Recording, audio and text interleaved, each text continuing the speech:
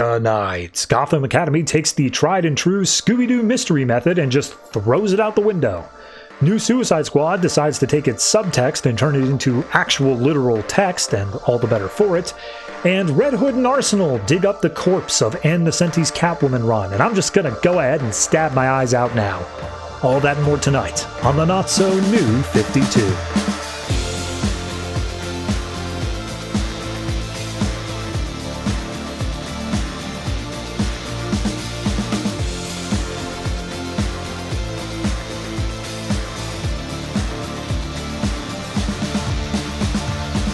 Hello everyone and welcome to episode 228 of the Not-So-New 52. I am your host and it's a week. I wish I could say it's anything super huge. I wish I could say there's some monumental thing going on here, but nope. It's a week. It's got a normal number of books. The books coming out this week are themselves normal. It's about as average as I could possibly get this deep into the New 52. So before I get onto that, I do want to just make you aware. Make you my audience. Hello, all two of you. How's it going? I mentioned at some point during this show that I have the entire New 52 in trades. That's how I'm doing this show. They're all here. I have it physically. But at some point over the past 18 months, I made the decision that I didn't like it just being in trades. I wanted to get it all in individual copies. And I don't know how many I had when I said that, but to make you aware of my spreadsheet that I was working off of, there's about 3,000 books. If you count the number of books I've done on the show, it's going to be that many. 3,000 books. Over 18 months, I haven't finished. I realize I'm setting this all up to say like, oh, I'm done. I'm not. But I did cross a threshold. Over 18 months, and just up to this week, I am now under 100 books left. Out of 3,000, I have 2,900 of them. Plus, in fact, I actually only have less than 60. I think it's 58, 57 as of last count. So I'm almost there. What the big problem, though, is these last ones are really hard. These last ones are the ones where it's like, oh, that's going to be nearly impossible to get. So if anybody has a copy of Justice League number 50, or Detective Comics number 1, first printing, main covers only, I will pay you exactly $1.50, shipping included in that $1.50. So be sure to let me know. Anyway, all that out of the way. I know you're here for the books. Let me tell you what's going on there. We've got 11 books this week. I did lie a little bit. There's a little bit of special here, but I will get to it. So in alphabetical order, we have Batman Superman, Batman and Robin Eternal, Catwoman, Constantine the Hellblazer, Earth 2 Society, Gotham Academy, Green Lantern Corps Edge of Oblivion, New Suicide Squad, Red Hood Arsenal, Starfire, and the specialist thing is the ending of the Robin War story with Robin War number 2.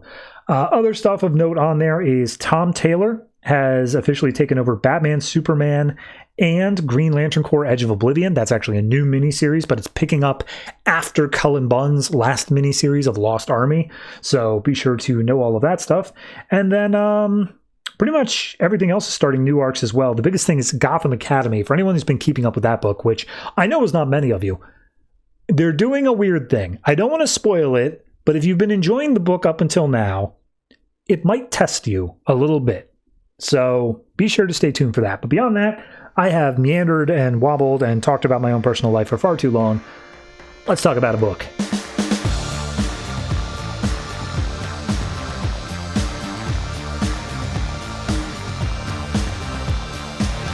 Robin War number 2, written by Tom King, art by a lot of people, Kerry Randolph, Alvaro Martinez Bueno, Carmine Di Domenico, Steve Pugh, and Scott McDaniel.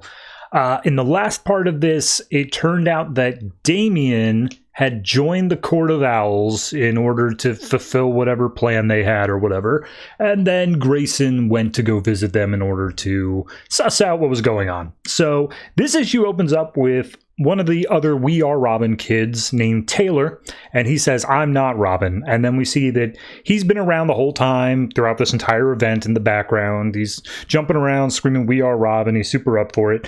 And then at one point, he falls down And Damian says, look, rise or stay down, your choice. But as long as you stay down, you are not Robin.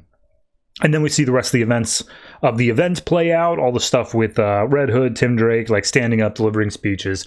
And Taylor just quickly realizes, yeah, that's not me. I don't know if I can do that.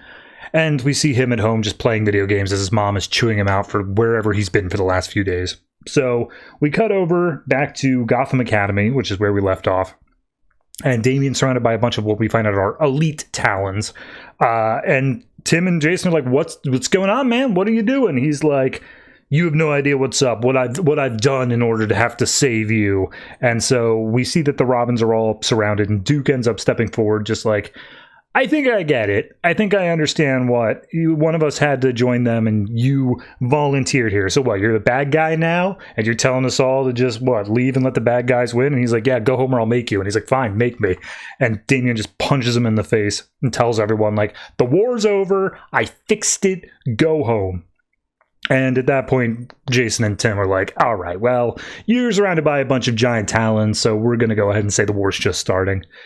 We then cut into the Labyrinth of Owls, where Grayson's there talking to Lincoln March, and he's able to see that Damien's become part of the court, and he's like, what's all this about, man? And Lincoln's like, he came to us. I think he was looking to, investigate or kill us. I don't know, whatever. Point being is that while he was fighting through our Talons, we told him about our elite Talons, which instead of being assassins are just brute force, kill everything in their sights. And we told them that because of the Court of Owls planning and all their stuff, they set this up centuries ago. They buried the elite Talons all around Gotham, and in the event the Court of Owls ever lost control of Gotham, they would wake up and just burn it all to the ground. Everyone would die. There would be no saving anyone. It's all over. And in hearing this, he also says, oh yeah, and I guess your dad, Bruce Wayne, since he's not Batman right now, would also be caught in that. So he's like, okay, what do I have to do to stop that? And Lincoln presented him an offer, and the offer was accepted. We cut back over to Taylor on the couch as he's playing games. All of his friends in the Robin group chat are like, hey, something's going on at Gotham Academy. There's a bunch of cops down there. There's monsters. It's crazy. And Taylor's like, whatever. We can't do anything. We can't go out. Robins can do anything. And the rest of the Robins, those are the real Robins. They can handle it. We were Robin. So we continue with the fight. Red Hood throws some things. He's like, oh, you always reminded me of your dad. You think you're a lot stronger than you actually are. And then Damien sweeps the leg and pushes his head into the ground and says, yeah, and you remind me of your dad. Completely meaningless, and it doesn't matter. So at that point, Tim steps up and he's like, hey man, I don't want to fight. I just want to understand what's going on. And Damien's like, yeah, that's all you ever want to do. You just want to learn about it. This is obvious. I'm not Robin. And he punches Tim in the face. You'll find that that's a recurring motif, the I'm not Robin line. So we then see that Tim and Jason are down. The We Are Robin kids are getting strangled by the elite Talons. But Damien's like, well, hold on. Let them go. Let this be a lesson to them. They're pathetic. They can't possibly stand up. And they're like, oh, yeah, well, in our training, you told us to rise up or stay down. So we're rising up. And they all try to swarm after Damien, and he just immediately takes them all out. Not even a problem. But Duke doesn't stay down. Duke gets back up, and Damien's like, seriously? I put down 6 of them. You want one more? And he's like, yep, one more. So we go over to the Court of Owls again, and Lincoln's like, all right, hey, I got a present for you, Grayson. And he's like, I don't care. Let him go, or I'm going to burn this whole place to the ground. And if I have to say it again, I will do it anyway. And he's like, oh, I've planned this whole speech, so I'm just going to say it anyway. Haven't you ever wondered why you chose the name Nightwing? And he pulls out the old Nightwing mask, presenting it to him. And he's like, all right, guess I'm going to burn this place to the ground. Guess that's what I'm doing. And Lincoln just keeps on talking to him as him and Grayson get into a fight. And he basically says, Nightwing obviously came from, Superman, Nightwing, and Flamebird. That was a whole thing. But why Nightwing? Why not Flamebird? Why did you choose Nightwing? A bird that flies at night, well, that's not a Robin. That's your mom's thing, so you didn't want that. And you've actively distanced yourself from the idea of being a bat over and over again, so clearly you're not thinking of a bat flying at night. What's a bird that flies at night? And it zooms out and shows like all these owl statues, and it's like, yeah, all right, we get the point. So Taylor is getting all these texts from his friends saying like, oh, something's going on that we got to get down. The cops are going to get slaughtered. And Taylor stands up and he puts down the video game controller and is just like, should we do something? They told us to stay home. And he says, rise or stay down. He remembers Damien's words. So we cut back over to Gotham Academy. All the cops are there. They're getting just slaughtered by elite talons. It's a bloodbath. And Damien's still fighting Duke. He's managing to hold up. And Damien's whole argument at this point is, don't you see? Don't you like see who I am? Like, who the hell are you? And Duke goes, I am Robin. And all the other kids that have now swarmed and join in all say, I am Robin. And they all jump in, including Taylor, who says, I am Robin, I guess. So as they start taking care of the elite talents, taking care of being a strong word, they're just swarming. They're just hoping that works. Damien kind of lays it all out for Duke. And it's over the bunch of different pages here, but I'll just say it all, is that Damien realizes the sacrifice his dad made during Endgame. He realizes that his dad let himself like die, and essentially Batman was killed in order to preserve the greater good. And Robin sees this as his sacrifice play. He wants to, in order to save his dad, he's doing the same sort of sacrifice play of giving up himself as Robin to do what he has to do. And Duke's like, yeah, no, I get it. He sacrificed everything he had. He sacrificed you, and now you're doing the same thing. Maybe you're lashing out. Maybe this is your way of thinking you're even, but like, it's obvious what you're doing here, kid. Meanwhile, Grayson's fighting against Lincoln March on the inside, and he's like throwing owl statues at Lincoln. Lincoln's not able to do anything. And he's like, you got a fate, Grayson. He's like, I don't care. I really don't care about anything you have to say. So he knocks Lincoln down to the ground, and Grayson's like, all right. Like I said, I'm going to burn this place to the ground. So does anybody have a match? And then Lincoln says, we can kill him. And Grayson's like, I'm sorry, you said what? And he's like, when he put on the mask, the owl mask, we embedded a nanotech bomb into his skin, into his face. Whenever we want, we can set it off. We can do that. So you still want to burn this place down? Let's talk. We see the fight between Duke and Damien continues on, and Duke's basically like, hey, yeah, look, I get it. We were all inspired. We all did what we had to do. And I understand the sacrifice play. It's what I would do as well. But the difference between me and you, and Duke stands up, face all bloodied. He goes, I'm not Robin, and calls out Damien saying, you are. So everyone's squared off. Grayson has to make his choice. We see Taylor's getting into the fight. He's ready to go. And as he body slams an elite talent to the ground, it immediately stands back up and is about to kill him. And that's where we see Damien is taken off the owl mask, and he jumps in to save the day. He's like, all right, see, I'm Robin, you're not, but you did good, so great job. So as Damien's going off to fight the elite talents, Duke's left bleeding. I think it's Izzy.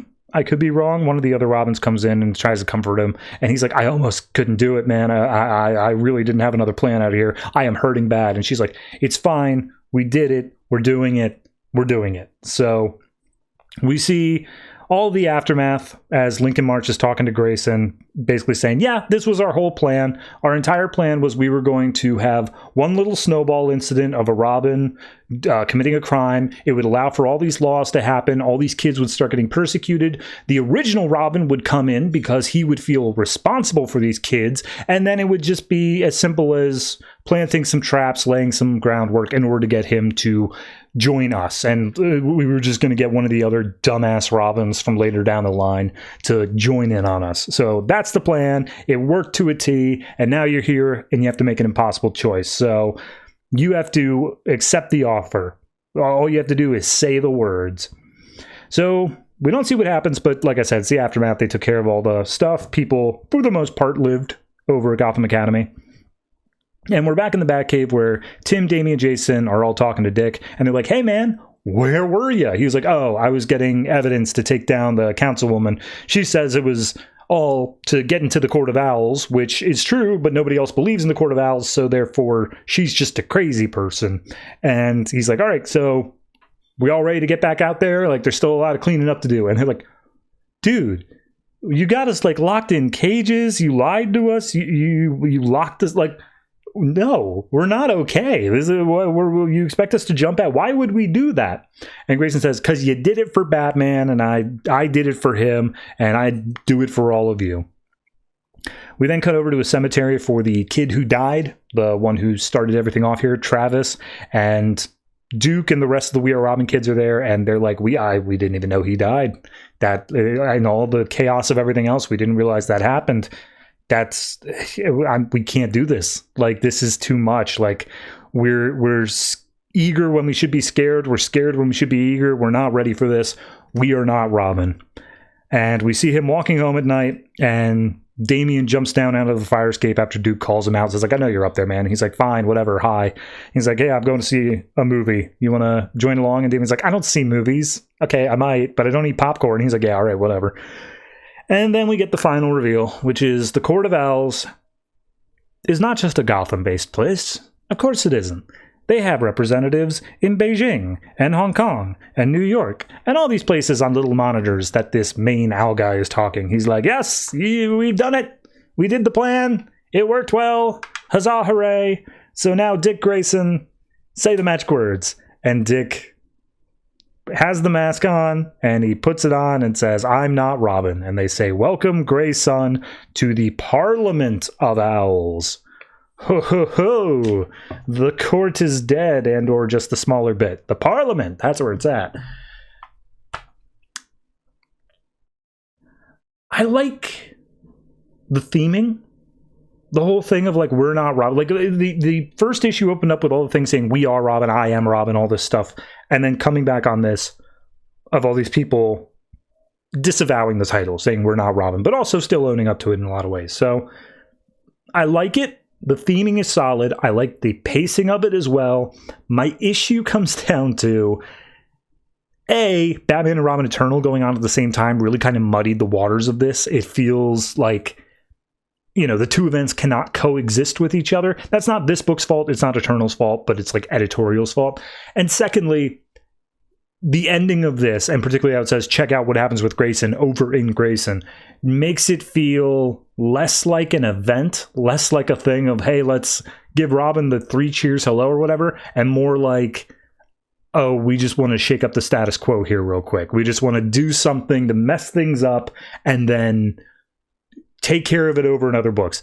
Like, for me, a good event actually has, like, wrapping up the storylines. It has, like, ending all the things. The fact that the councilwoman you don't even see in this issue, the one who was pushing through all the laws, you never see the repealing of the laws here. They just say it happened. You get one thing with Jim Gordon Batman because he technically had a plot going on, and all that really happens is he basically just fist bumps Damian. Like, there's so much in this that doesn't feel wrapped up. And I think that's intentional, but I also think that makes this for, if you want to call it an event, a bad event, it's more of just a tie-in crossover at that point. And even then, there should be an ending to it. So, not the best. Art-wise, looks great. I love this cover. I don't know why I love it so much. All the negative space, color scheme. Love the cover. But yeah, for an event, I just feel a little unsatisfied. So we'll see what happens in Grayson over in We Are Robin. I doubt it'll affect any other books that much. And yeah, I'll say this is I'll say it's a 7. 7.5. Not going up to an 8.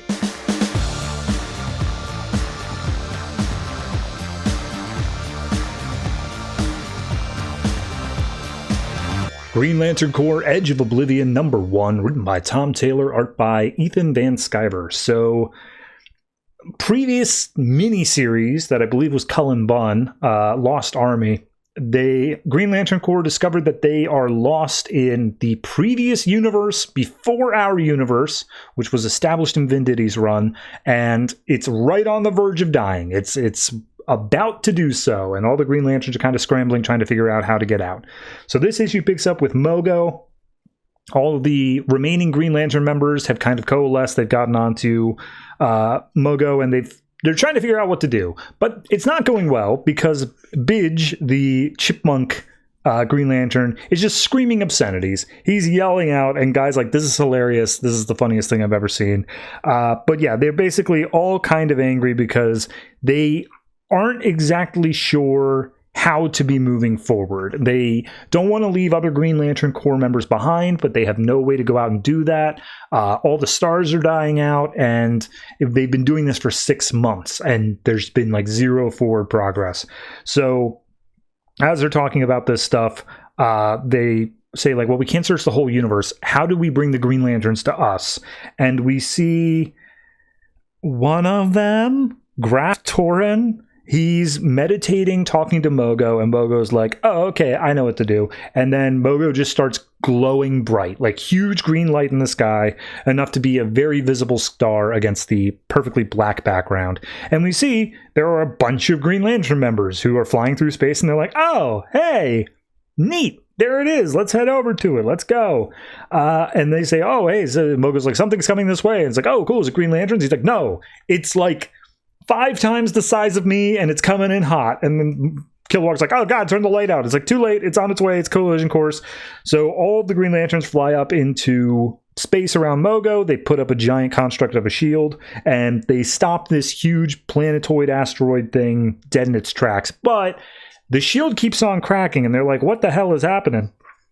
And then all of a sudden, this dude wearing armor that's like 5 times the size of Kilowog just punches through, and immediately it's an all-out fight. Like, he doesn't say a word, they just immediately start trying to fight him as much as possible.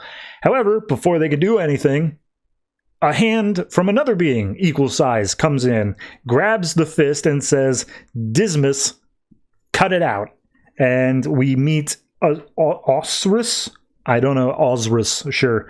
There's a man and a woman. Easy enough. Osiris is the woman, Dismas is the guy. And Osiris is like, hey, calm yourself. These are not enemies. They're all good people. I can sense it deep down. And she basically does the introduction saying like, oh, hey, sorry. That thing that crashed into you, it's the last city. We exist as this pretty much immortal race. We've lived for eons and eons.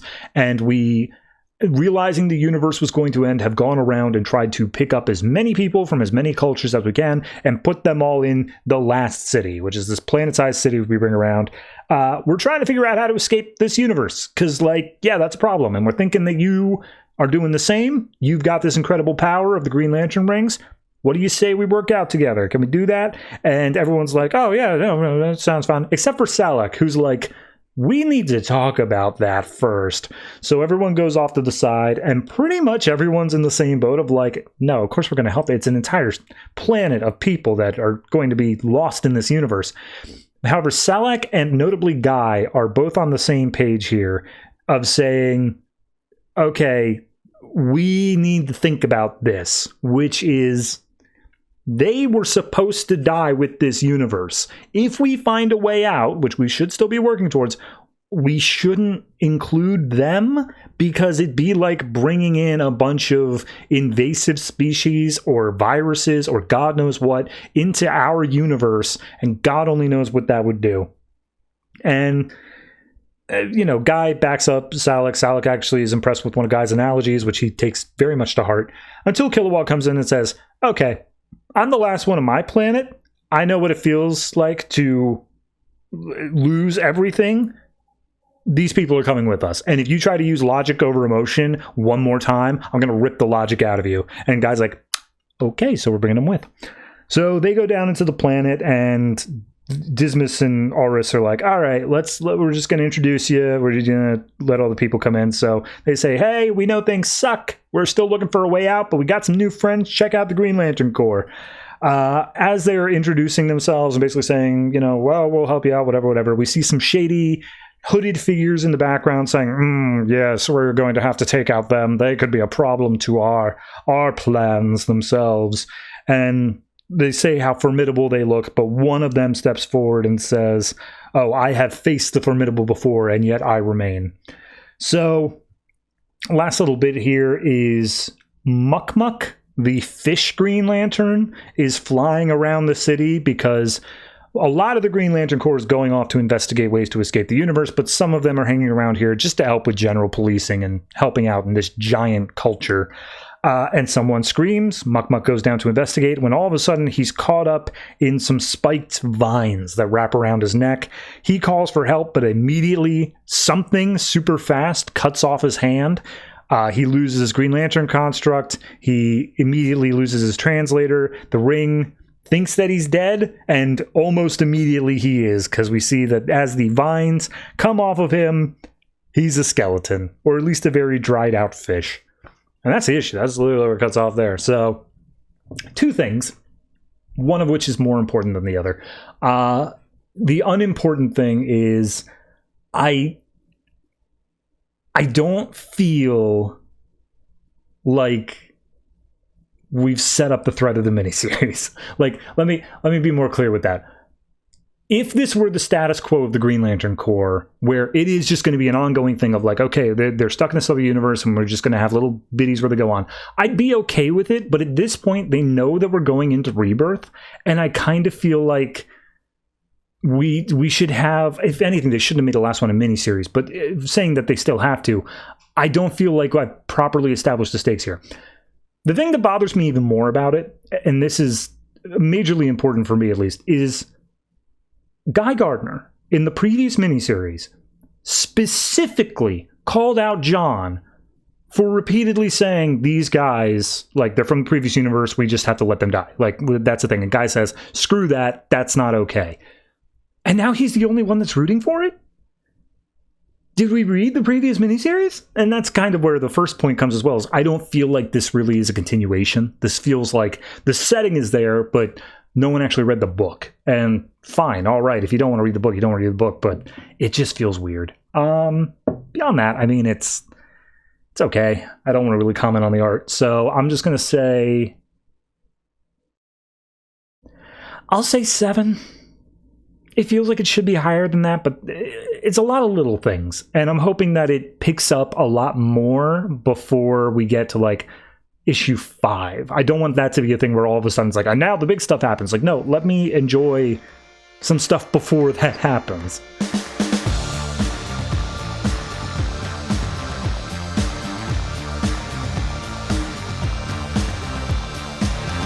Batman Superman number 28, written by Tom Taylor, art by Robson Rocha. So, whereas the previous issues, the previous run, was very much set in the modern day, here's what's happening at the DC universe at the moment. Batman is dead, aka Jim Gordon, and Superman has lost his powers.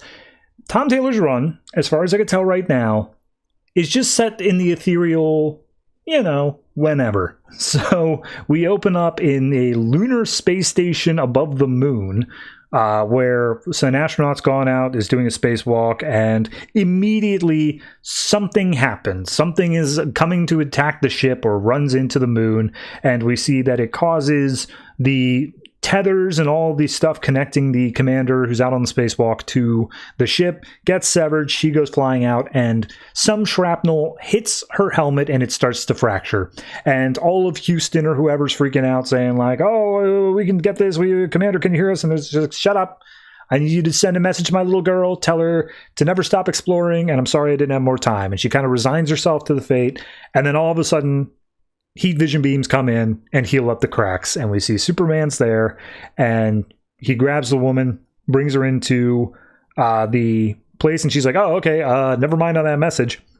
And then he immediately starts using heat vision and super speed to fix it all up and get the life support back on. And so she takes off the helmet, and he's like, oh, hey, pleasure to meet you, I'm a big fan. And the rest of the people on the crew come in being like, that thing, it was huge, but it was moving too fast, we couldn't get a lock on it. And Clark uses some vision that he has to see that there is a particle trail leading to the moon, so he immediately flies down to go look at it, and there is this massive alien creature wearing a spacesuit with a broken helmet and has carved into the lunar dust the Batman Superman symbol, like the Superman crest with the bat wings on it. So then we go down to Gotham. How do we get Batman up here? Turns out Clayface is thrown a fit and he just wants to be left alone, and all the cops are shooting at him, and Gordon has to tell the cops, hey, stop firing, he's got a hostage inside of him, to which point then Gordon gets grabbed and Clayface picks him up saying like, all I want to do is left alone, and he's like, well, if you wanted that you should have stayed in Arkham. And as Clayface is about to start arguing back, all of a sudden his chest just explodes out, and we see Batman has some sort of device that's causing him to be able to punch through Clayface. So Batman comes in, tells Gordon to run, and then immediately Clayface gets electrified, which is enough to paralyze him for a second. And that's where Superman comes in being like, hey, I don't mean to get in your way. And Batman's like, then don't, this will only take a second. And he's like, okay, well, this is time sensitive, so we need to be really quick about it. And as Batman is like waiting for Clayface to throw a punch, Superman just freezes him with ice breath. And it's like, all right, look, yeah, there's that. You're bleeding, by the way. Are you good? And I can cauterize the wound. And he's like, I'll deal with it. You take Clayface to Arkham. I'll meet you back in the cave. So we see Bruce is healing up with stitches. Clark gets into the cave already holding a cup of tea as Alfred walks by. And Bruce is like, you stop for tea? And Superman's like, Alfred must have put it in my hand, but I swear to God, I didn't even notice it. And Bruce is like, yeah, that's his superpower. So they talk for a second about Clayface and how Superman was maybe jumping in the middle of things. But he's like, yeah, well, there's something that Batman needs to see. And Bruce is like, I'm willing to bet this has something to do on the moon. And Alfred's like, well, I guess I'll prepare your other suit then. And we see, of course, there's a bat space suit, and it even has little bats on the soles of the feet, so when he walks on the dust, it makes bat imprints. But regardless, he goes up to the alien, and he's like, this is all fake. Not like all this stuff where it looks like her helmet broke and she asphyxiated, completely untrue, definitely not the case. And Superman's like, okay, how do you get that? And he's like, well, first off, she's flying solo. She's got a jetpack on her back. Anyone who is smart enough to travel through all those miles of empty space alone is not going to be caught dead with a single breakable mask being the issue. Also, asphyxiation does not cause coloration in the fingers for reptilian species, which she looks like. And Superman's like, have you dealt with a lot of reptilian species? And he's like, yeah, enough. So at that point, he says that she was murdered, and he wants Superman to scan over the body and look for a puncture wound where poison might have been applied. But then he stops talking suddenly, and Batman just looks up in the sky and says, we're being watched. And immediately we see, from a drone's perspective, Batman's scowl, followed by Superman zooming towards it at Mach speed. And the people behind the cowl are like, Jesus Christ, blow it up. I don't want them knowing. They shouldn't be able to see this at all. So it explodes in Superman's hand, and he's like, remote detonation. I guess they didn't want us looking at it too closely. And then we see who it was on the other side. It's some random no-name alien and Lobo. Now, Lobo, over in his series, recently went completely insane and is murdering everybody. And he's kind of carrying over here, where he's basically telling this alien, like, look, Superman's not going to be able to trace you back, but Batman might be a problem. I can take out Batman, like, no problem, but if you want the Kryptonian, it's going to cost extra money. And he's like, how much extra money? And Lobo hands him a sheet of paper, and he's like, okay, just Batman then. Yeah, no problem. And Lobo's like, okay, you want Batman dead or alive? He's like, why would I want Batman alive? And he's like, I don't know. Some of you aliens are weird. And he's like, yeah, all right, I'll take him dead. I just want him dead. So Superman uses X-ray vision, notices that the alien is holding something. He lifts up her hand, gets the device out. It seems to be some sort of lens, and when they activate it, it causes a universal map to appear. Not like the multiverse, but like the universe.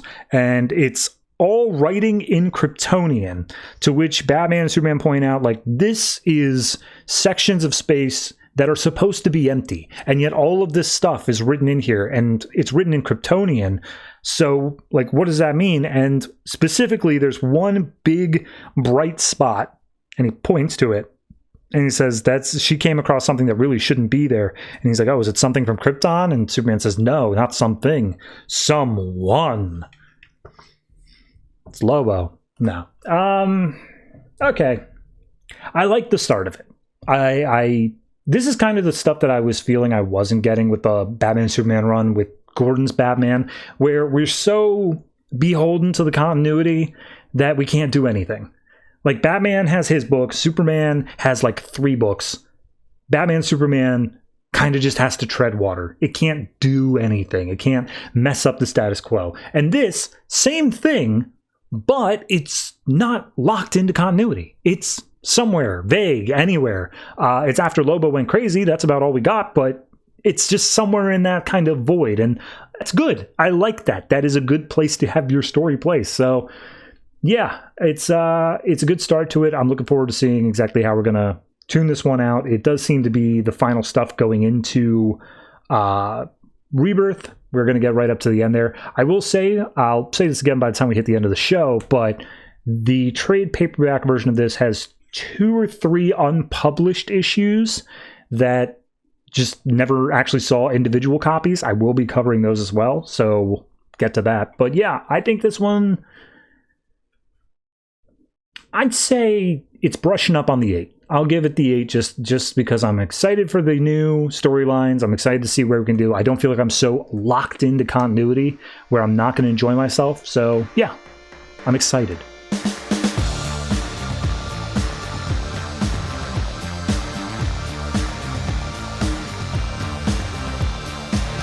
New Suicide Squad number 16, written by Sean Ryan, art by Philippe Briones. So last issue we had Vic Sage breaking Black Manta out and offering up a chance to hurt Waller. Waller getting a complete dressing down by some head of corporate America or whatever, who's just like, screw you, you can't do anything for us. We own the government. And yeah, that's more or less where we left off. So we open up with Bonnie, our secretary character, who is calling from, lockdown in Belle Reve or whatever, and she's asking around, being like, oh, hey, it's me. Have we located Black Manta? Oh, that's not good. Was Mr. Sage with you? Has he checked in at all? And they say no, and she's like, oh, well, that's weird. I hope he's okay. And so we cut over to Victor Sage, who's handing Black Manta a flash drive, and Manta's just like, I know. Please stop telling me the plan. I know the plan. And Vic Sage is like, okay, but one more time.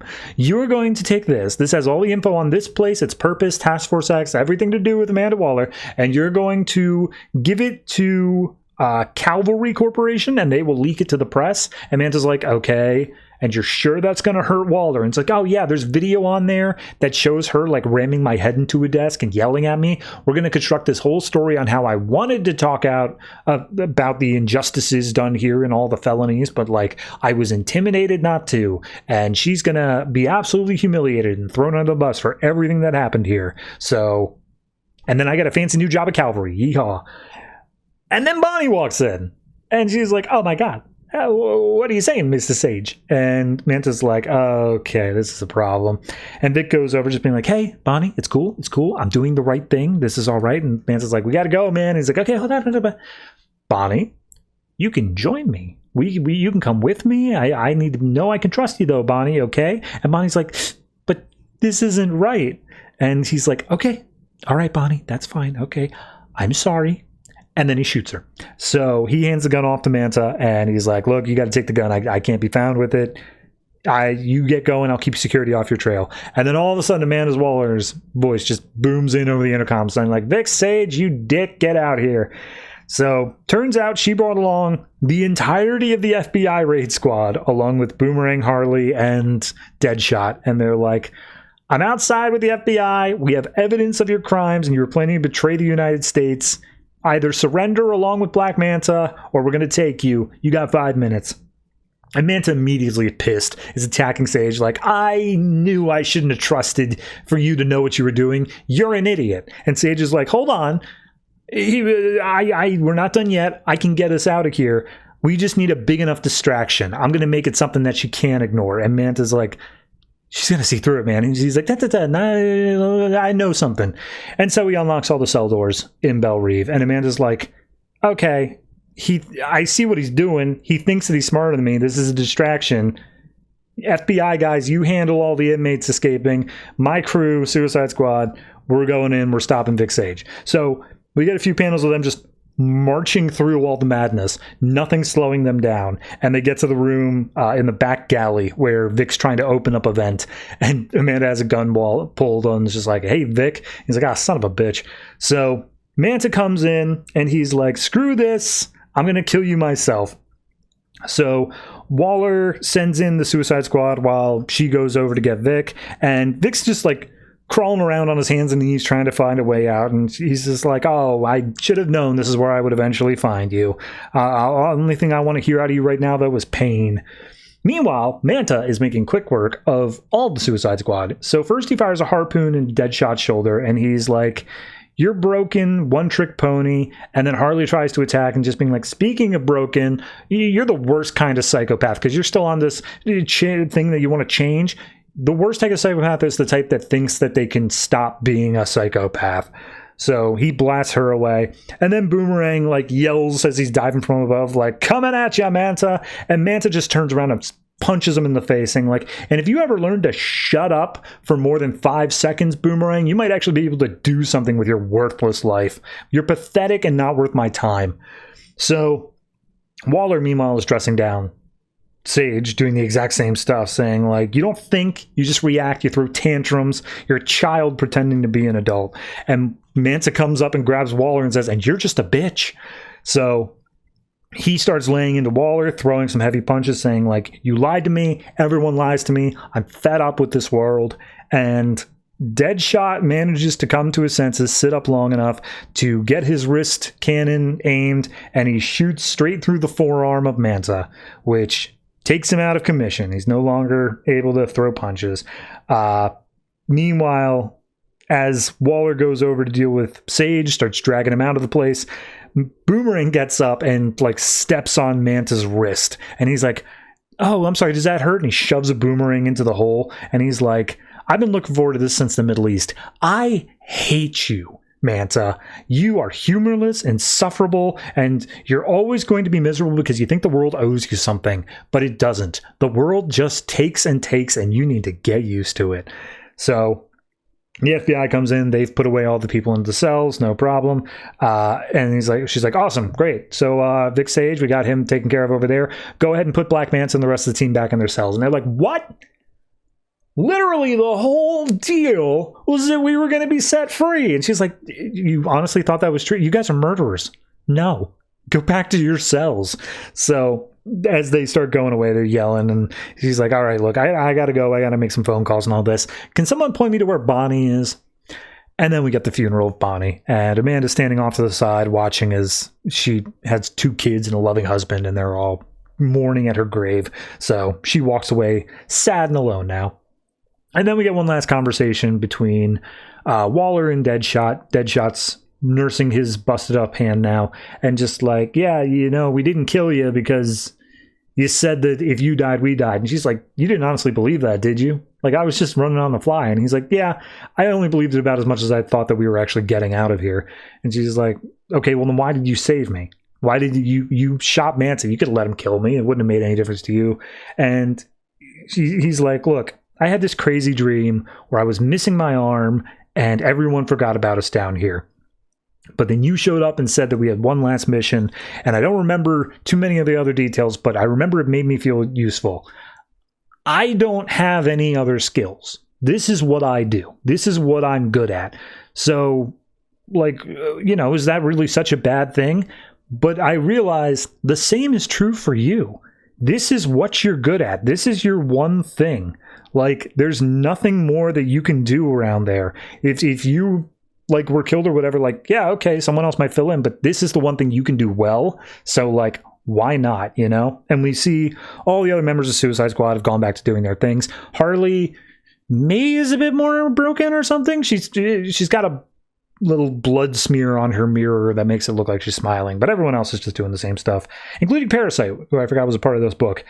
So yeah, he's basically like, look, that lady, the corporate businesswoman who took you down like 7 pegs, I know she got to you. You will never admit it, but I know she got to you. Who cares what she thinks, though? Like, you're not here for anyone else. You're here for you. And I think that's why you hate us so much, is because we're all in here for who we are. And, like, this is what you're good at. And in the end, we're all stuck here, including you, because where else would we go?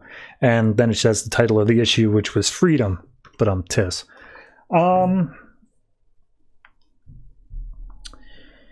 I liked it. So I'm of 2 minds with the whole arc, but for this issue, I liked it. The whole arc, I had the issue of, it felt like we were setting up this big, like, mystery thing, this big, like, corporate, like, oh, how are we going to be able to take down the people who are shielded from all this other stuff and yada, yada, yada. And, like, maybe we got to cross that morally gray line of, like, who we kill or whatever else. And then we don't. And it really is just, like, Vic Sage gets dragged off to jail and nobody dies. Which I'm not saying everyone has to die, but like, I don't know. I felt like the story I was promised back 2-3 issues ago is never going to be a thing. Like, it's always just cut short. It's always put into this smaller box. That being said, I like what this issue in specifically does, which is essentially just, let's actually verbally tear down the characters to what the hell is wrong with them and like force them to confront it. And moving forward, you can open up tons of stories with that. Mind you, they got like 5 issues left to do that in, so we'll see what they can actually do with it. But I'm at least curious. I'm interested to see where we go. So I guess overall I'm going to say this one's a 7.5. It's not great, but it's better than good. So 7.5.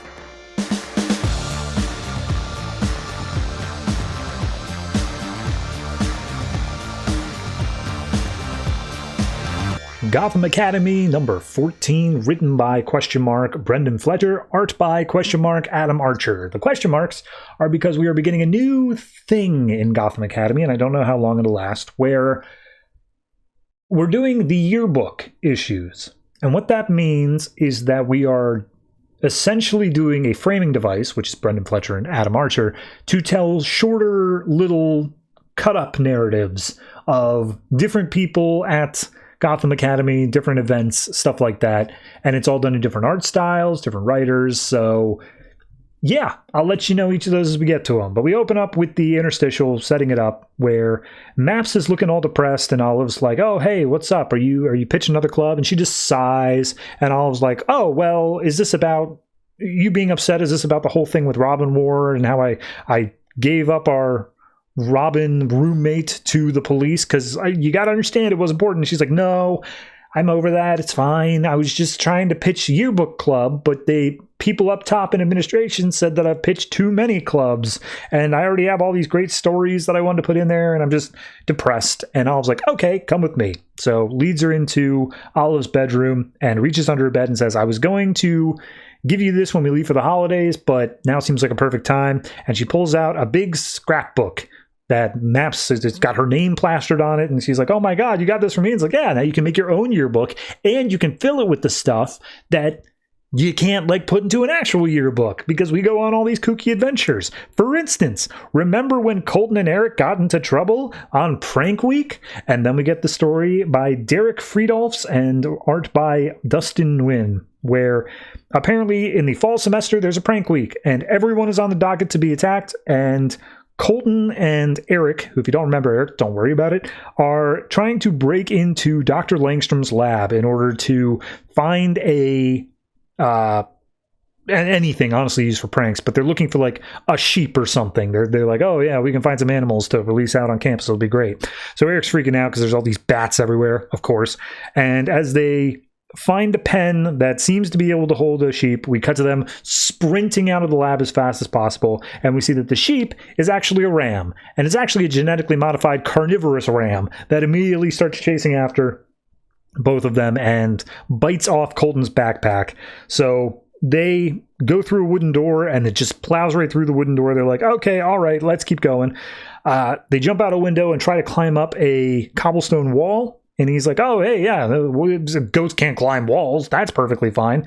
And so they do that. And then it grows claws and just starts clawing its way up to the top. And as it's standing over them, they're like, oh, God, it's going to attack us. All of a sudden, it roars, sprouts wings, and flies off. And they're like, huh, well, that's weird. And Dr. Langstrom comes in. And he's like, yes, that was indeed weird.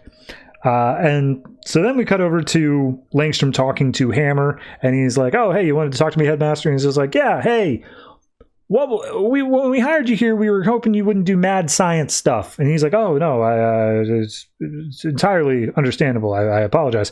And he's like, right, totally. Do I need disciplinary action in order to take care of these kids? And Langstrom's like, no, I came up with a punishment for them. And it turns out that the punishment is they have to walk around wearing sheep outfits for a week, holding a sign that says that they're bad students. So that's that one. Back to the interstitial. They're laughing. Olive and Maps are laughing over it so loud that Pommeline comes in and she's like, what are you guys doing? What are you guys being loud? And they're like, and she says something about like, how is someone singing poorly in here? And Olive is like, oh, that reminds me of that time that the Glee Club did that thing, remember? And then we cut over to a story that is written and art by Katie Cook.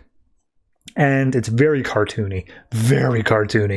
And Olive and Maps are listening to stuff on their phones, watching cat videos, when all of a sudden this Glee Club member, the head of the Glee Club, comes in, named Dylan, I think. And she comes in saying like, hey, everyone, we're going to be the #1 a cappella group. Everyone listen to this. And she plays some music off of her phone, to which everyone starts getting a zombified look on their face. And Maps and Olive both agree something weird is going on, and they have to keep their headphones on. So Dylan goes out, and they're just like, okay, what do we do? But Maps is super distracted by cat videos. She's barely paying attention to the whole thing. And Olive's like, come on, we got to focus. And as they follow them into the music room, Olive's like, okay, if you hear any singing, make sure to put your headphones up and, don't lose focus here. And Map's like, right, got it. So it turns out that this is all some sort of thing that Dylan Glee Club has put together in order to put Glee Club back on top of the a cappella group, because there's another one called Not Your Forte. I'm trying to remember what theirs is called. Nothing But Treble. Hilarious. So as they're saying like, oh yeah, we'll be the most popular club again because we've zombified all these kids, Olive can't help but control herself and yells out that they're idiots for doing all this stuff. And she's like, oh yeah, well, I made this whole plan and I made this app and it puts in subliminal stuff into the remixes and like, it's brilliant. Let me show you. And also in-app purchases. They make a joke about that. So she rips the headphones off of Olive and manages to do it. And Olive's like, Maps, are you coming? And we see Maps is once again distracted by cat videos. But when she turns around the corner, she sees Olive has been turned into a zombie. And she's like, ah, man, I may as well be a zombie for all these cat videos. They're so distracting. It can't let me focus on anything. And then she pauses and like, that's it. So we see that she comes up with her own app software or whatever to display cat videos onto a projector, and it immediately snaps all the zombies out of their daze, because who can ignore cat videos? And as the Glee Club is about to restart back up the app, Olive just smashes her tablet and she goes crying to her mom. So back to the interstitial, they say, oh yeah, that's a good story. We should go ask Headmaster Hammer if he has any stories, because I bet he has tons of them. And they're like, oh, well, we should go ask Professor McPherson, because she actually attended Gotham Academy back when she was a kid. Like, we could ask her stuff about that. And so they start packing up and they're saying like, oh yeah, by the way, her name is Isla, right? Is she Scottish? That's the whole thing. And then we cut over to a story by Hope Larson, art by Chris Mukai, back at a mall in 1985, the Fashion Mall. And we see that Isla is walking around with two of the popular girls in the mall, but she's kind of kept as an other. She's kept away from the rest of them. And as they come across a cute boy, the one hatches his plan to get a number, and they say, and Isla, you go over there. You don't be around us. And she's like, what? Why? And it's like, because you got that cute Scottish accent, and the moment any guy hears you, they just completely forget about us. So get out of here. And so she runs off crying to the bathroom. To a bench. As she's sitting on the bench, this goth kid comes up, taps her on the shoulder and goes, what's wrong? And she gets so freaked out by how he looks, she runs into the bathroom. And that's where she runs into Tony, who's another student there. And she just like appears in the bathroom and she's like, hey, goth kid's name is Dave. He didn't mean to scare you. He's totally harmless. I trust the people who show that they're freaks on their sleeve, unlike your friends, because they totally ditched you and like sent you out this way. And she's like, okay, well, first off, I'm already feeling bad about that. I already feel like I'm another, so, those girls wouldn't bother me. But also, how did you know all those details? I didn't see you anywhere else around. And she's like, oh, well, I mean, I wasn't on purpose. I just kind of blend in. And then, like, all of a sudden, she disappears in front of Isla. And she's like, oh my God, where'd you go? And she's like, I was right here. I was standing right behind you. I just kind of have this sense for being in people's blind spots. Like, I thought everyone could do it. I thought everyone knew where it was, but I guess it makes me special. And she's like, that's awesome. That's insane. So they get to talking, enjoying each other's company, and we see that there's a glam shots place. So they're like, oh my God, let's do it. So they run in. Their makeup is completely 80s and crazy. And they get some pictures done. And Isla's now feeling super self-confident. She's like, I am Scottish and I am proud. And this is my hair and my makeup and I love it. And so they see the popular girls from across the crowd. Isla goes over and be like, hey, I see you got the number. Great. And immediately the girls see her makeup and she's like, oh my God, you look hideous. We got to get you out of here. You can't be seen with us like that. Jesus Christ. So they start trying to drag her out. And they say, like, we never should have left you alone. She's like, oh, but I wasn't alone. I was with... And then looks over for where Tony is, but Tony's not there. And she's like, oh, nobody, I guess. And as she walks away, Tony taps her on the shoulder and purses her lips, like puts her finger to her lips, and reaches into the pocket of the popular girl and steals the boy's number away. So they got their just desserts. And we get a cut ahead 30 years to modern day. And we see that Tony is actually a notorious assassin now. And... she goes by the name of La Posada, and we see Isla is seeing the news story on her iPad, but she still has the glamour shot in her picture frame on her desk, and she misses Tony all the time. And that's it. We don't actually go back to the interstitial again. On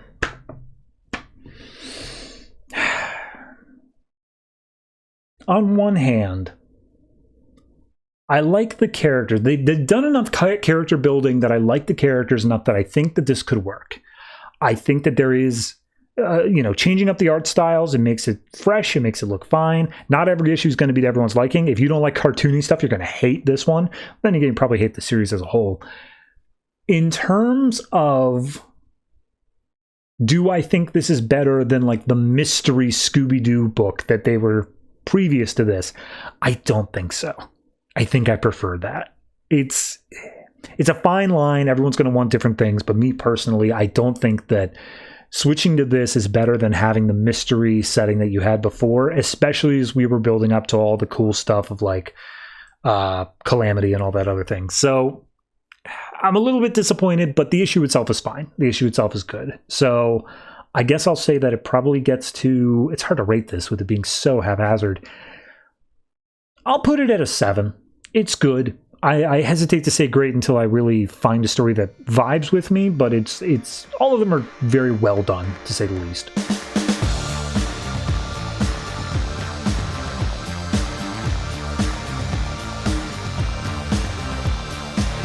Constantine, the Hellblazer, number 8, written by Ming, Doyle, and James Tynion IV, art by Riley Rossmo and Brian Level. So, last issue, we had Constantine's new friend. I'm blanking on his name because they never actually say it in this issue. I want to say Kevin. I'm going to go with Kevin. Kevin has been kidnapped by Papa Midnight. Oliver. Never mind. Got it. So we see that he's been kidnapped by Papa Midnight, but we don't get the follow-up to that. Instead, we cut over straight to the Midnight Club. And we see all these demons, all these other things hanging out, and they're having to, or someone is approaching, and they're having to check their stuff at the door. And as two demons approach, one of which wearing a trench coat, she's like, hold up. You just flickered for a second. Are you guys shapeshifters? And he's like, oh, yeah, good eye. I had some antlers on. I decided not to. It's a whole thing. I was just going with it. And she's like, okay, well, you're going to have to keep your current form or else we're going to kick you out. And she's like, awesome. Will do. Fantastic. Bye. And so he gets dragged in deeper. And immediately as they get in there, the other one, who's Papa Midnight, slams Constantine against the wall and just being like, you idiot, you almost got us caught. You were shifting up your glamour to make you like literally right in the sight of them. Like, we easily could have seen that, and then we would have been caught out, and we would have been shown that we aren't demons who are shapeshifting. We're just humans. And Constantine's like, no. There are demons who were shapeshifting like in the queue for us for 15 minutes. They're vain. It's what they do. If you give them a small flaw to focus on, they miss the bigger flaw in front of them. It was all part of the plan, man.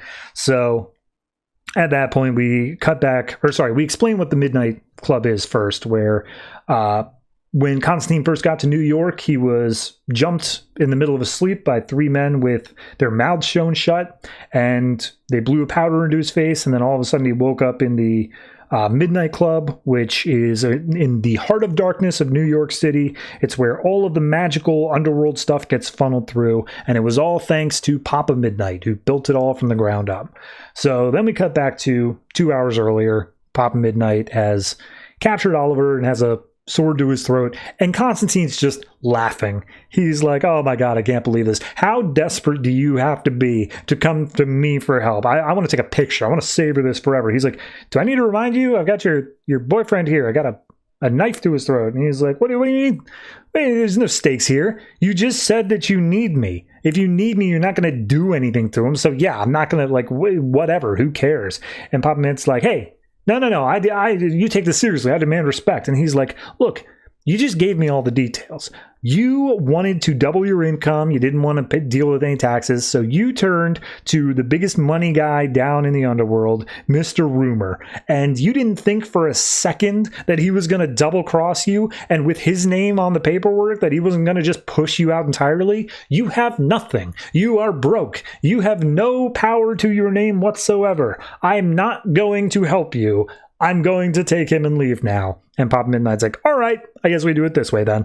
And so he snaps his fingers and we see a whole bunch of magic voodoo stuff starts happening. However, there's a boa constrictor with the chicken fur face and it is wrapped around Oliver. And Papa Midnight instructs it to bite Oliver in the neck. And he's like, this is my little familiar. His name's Gerald and he is highly venomous. The only antidote in the entirety of the world for Gerald is in a safe that is in the Midnight Club, and it is right next to a totem that will allow me to take control of everything else. So if you want to save him, you got to do what I say and help me in the exact same way that you would have anyway. And Constantine's like, God damn it, all right. He's innocent, but whatever. Fine, I'll help you. And he's like, okay, but like, tell me why you need me. And Papa Midnight's like, I need a thief, and somehow you keep on getting through my defenses of my club. I don't know how, so you're going to do what you do, and that'll get me up there anyway, or else I'll kill your little beau here. So we got to later in the club. They're at the craps table, just throwing dice or whatever, and Constantine's like flirting with some of the girls. Midnight's not having it, but it's for the purpose of trying to get the name of who the person on top of Mr. Rumor is. Who's the big boss? To which point this one girl he's flirting with is like, oh, he's walking in now. Check it out. And they look over and they see it's Neron. And they give a little backstory, which just feels like it's out of DC continuity. Like, it's not even the backstory for the character. It just says, back in the 80s, there was an upheaval down in hell. He was a minor player who made some big swings and managed to get the largest archdukedom. And then in the 90s, he just kind of dicked around a little bit and became one of the wealthiest demons around. So the door check person's like, oh, Lord Neron, Mr. Rumor's upstairs. Feel free to go in. And Neron just vaporizes her with fire breath, and he pulls out a little hanky and dabs his lips, just being like, this place is completely trash. It's going to need a lot of work in order to get anything else done. Tell Mr. Rumor you better have it straightened up. So Constantine turns to Midnight and is just like, Neron, are you kidding me? Are you serious? And he's like, calm down. We're still going to do this. And he's like, calm down. You just told me that one of the worst demons in all of hell is the one who's doing all this. And if I do anything to piss him off, I'm going to have to be looking over my shoulder for the entirety of my life. Are you kidding me? And he's like, well, I didn't expect Constantine to be scared. He's like, this isn't being scared. I break the rules when I know what the rules are. I don't know what's going on, and you're not telling me anything, man. And he's basically saying, like, look, just tell me what you're hiding from me. And Midnight says, okay, we got to get up to that office. There are two roads to get there. One is an elevator, which is direct access, but it'll absolutely incinerate us. Even you haven't broken through those defenses. Option two is this whole long pit of trials. And he goes room by room saying, like, oh, this thing, it's an army of the damned and they'll tear us apart. But if we get through that, then there's this room that will show you your secrets and it will force you to face them down in whispers. And then there's a room of fire that will burn your soul for eternity. And then there's an electronic lock, top of the line. And immediately Constantine's like, okay, well, sounds like you know the way. So what's the problem here? And he's like, because you shouldn't have been able to get through all that other stuff. All the things I just listed, you shouldn't have been able to do, but you did. So just show me how you did it. I put my best men on this. I don't know what's going on. How did you get through my pits?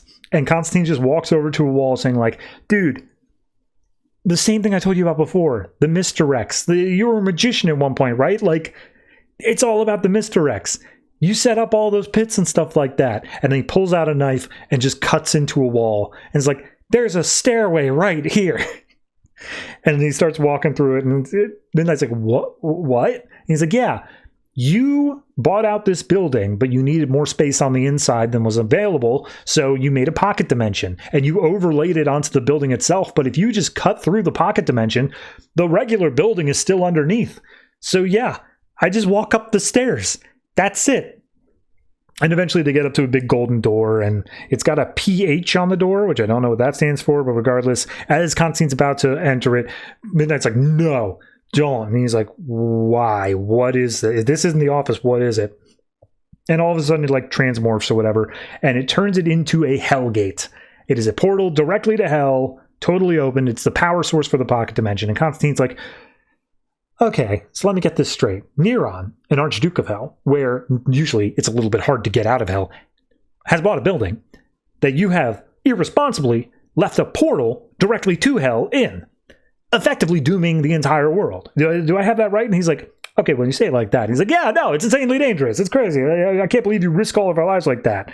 And he's like, right, but that means we can't go higher up. We can't risk doing that. So get your disguise back up. We're going through the normal way. We're going through the pens. We're just going to have to risk it. So then we cut over to Oliver, who's sitting there talking to Gerald, the rooster snake. And Gerald's like, hey, do you know Constantine? And he's like, oh, yeah, I figured you would too. Oliver's saying, hey, do you know Constantine? Gerald's like, yeah, I figured you would. You've been sleeping with him. It's like, yeah, but like, do you know him? What kind of person is he? And Gerald's like, oh, he's the worst. Everyone who he's ever loved is damned and is just like completely ruined. Like, hopefully he does. I think it's a casual thing with you, because if it's serious, you're screwed already. And Oliver's like, what happened? What do you do? And he's like, well, there was this one time there was a girl that he damned to eternal torment, and then like his best friend was murdered, and then also just like obliviated into nothing. So yeah, no, he's awful. And it's like, okay, but why would he do those things? And it's like, well, he was trying to save the little girl from like a monster, but ended up dumping her in even a worse place that he didn't know about. And then with the friend, there was a hunger spirit that was loose in New York. It wanted to eat the whole city, and he sacrificed the friend in order to stop it from doing that. And Oliver's like, sounds to me like he's always trying to do the right thing, but he just messes it up, which is understandable because it's really hard to do the right thing sometimes. So we cut up to the human pens, which is one of like the last rooms, and this is where Neron and Mr. Rumor are hanging out.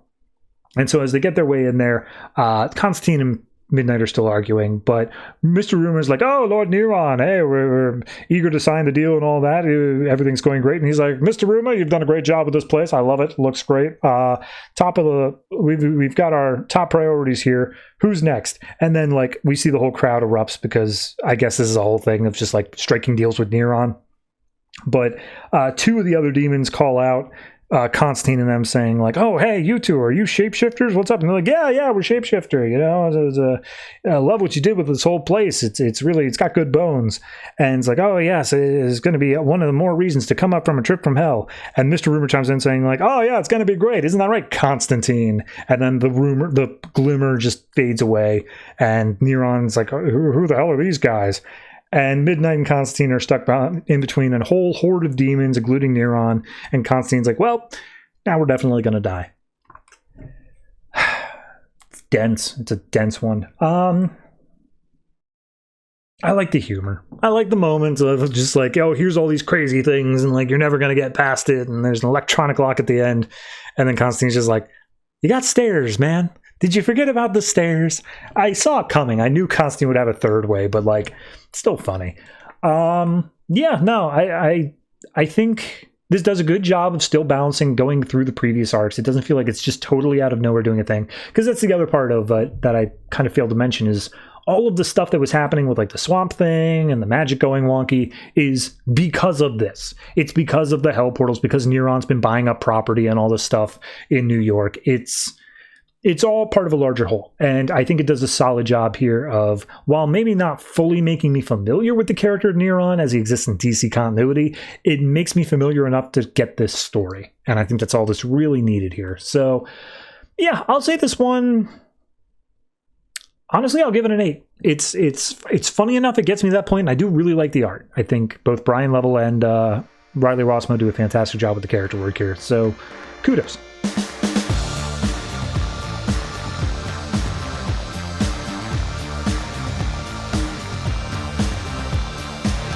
Red Hood Arsenal number 8, written by Scott Lobdell, art by Javier Fernandez. So, last issue was a Robin War quote-unquote tie-in. The bigger part of it, though, was Arsenal and Joker's daughter were dragged away by weird lava monsters, and Red Hood just came across the wreckage of it.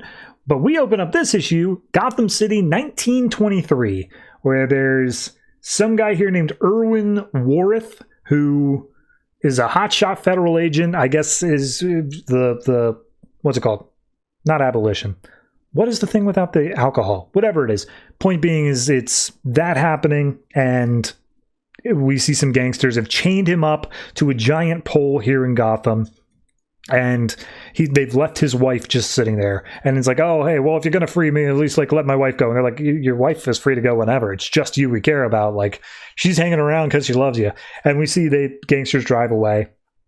And as he's like, look, baby, you got to get out of here. It's important. She's like, no, the day we met, there's no life for me without you.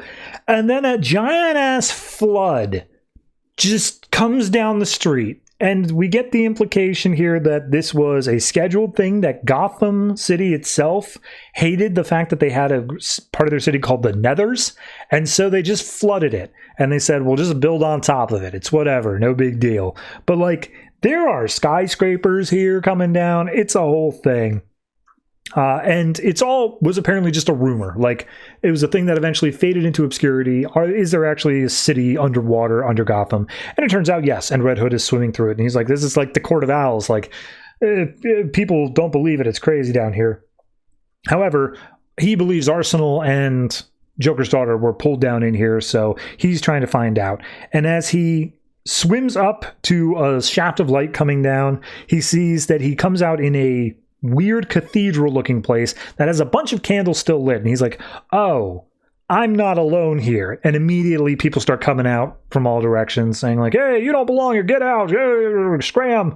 And Red Hood's like, wait, I'm not here. Like, we're under the sewers, man, nobody belongs here, but I'm not here for you. And just like, well, this is ours, not yours, get out. And he's just like, okay, once again, not here for you, I'm looking for my friends. And he's like, no friends, get out. And he's like, all right, well, this is getting nowhere. So then we cut over to Arsenal, who's having the crap kicked out of him and then being dunked into a tub of ice water. And he just keeps on being snarky about it the entire time. He's like, no, this is actual agony, and I hate every moment of it. But every time he's pulled up, he's like, good morning, Gotham City. So we see the people doing this are, honest to God, I don't even know if they have names. But regardless, they are disciples of Sharon.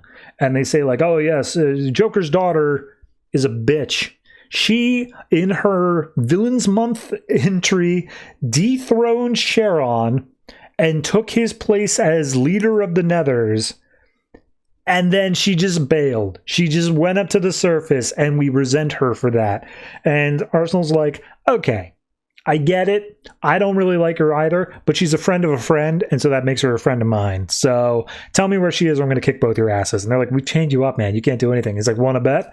So one of them throws a punch, and Arsenal tanks it, but it gives him enough momentum to like curl upwards, break out of his bonds, and undo the chain. And then there are two big thug guys that he just immediately starts destroying. And all that's left is this elderly crone woman who's been calling the shots. And she's like, how did you do that? And he's like, practice. Now tell me where she is. And he's like, no, they're still among those who worship Sharon. We'll grind your bones into dust. And he uses the chain to wrap around her neck, just being like, okay, she's a teenage girl. You may want to lean off of that. Besides, if Sharon's always cracked up to be, surely he'll save your life, right? And she's like, yes? ? So we go back down to Red Hood. He's fighting off all the people who were living down here in the sewers. And he's like, how the hell did you even get down here? And it's like, well, most of us were inmates at Arkham. We just slowly trickled out during break-ins, breakouts, all that sort of stuff. The chaos, you know. We just bailed, and we didn't want to go back to the real world because what's left up there for us? And mind you, they're literally saying this as like they're throwing 2x4s over their heads. And Red Hood's like, all right, I don't want to do this. I don't really want to hurt any of them because they're not crime lords. They're just people trying to get by. But like at the same time, they're getting in my way. And he remembers back to his time with Dukra and the all cast. And I swear to God, I'm not going to explain any of that. But he hates the fact that he was taught empathy. So as one of the guys comes in, Red Hood just grabs him by the throat being like, look, I could kill you. I don't want to do that. All I want to know is where my friends are. They were taken by lava people. And everyone's like, oh, well, that's not us. They're from below. Like, there are other things. But we thought, the whole reason we were fighting you is that we thought you were one of the 5 that they have the power to kill us all, but they're just terrorizing us. And they keep on coming down from above. And Red Hood's like, okay, I'll help you guys with your thing. And they're like, what, really? Why? And it's like, yeah, why not? I'm bored. So we cut over then to Arsenal, who's making his way deeper down into these hollows of the underground Gotham. And he's like, I could just let Joker's daughter die. Like, I could just say, like, oh no, I really tried to save her, but like, too late. Uh-oh. She was killed by Sharon, which is the information I got. But Jason be able to see through that, and I guess I gotta go save her. So we then cut down to somewhere else. And we meet up with Sharon, who has Joker's daughter. And, to be fair, has taken the Joker's face off of Joker's daughter. But we don't actually get to see her real face this whole time. So Sharon's like, oh, I took the name Sharon and I got respect from all the people in the Nethers. And then you overthrew me for what? For nothing. And it's like, oh, I'm impulsive that way. That's what I do. And she's like, look, they're my people now. I won them in battle. You can't have them. And Sharon's like, he's got a messed up face now because of his fight with Joker's daughter. Just being like, I don't care. I don't want the people back. I've got something better.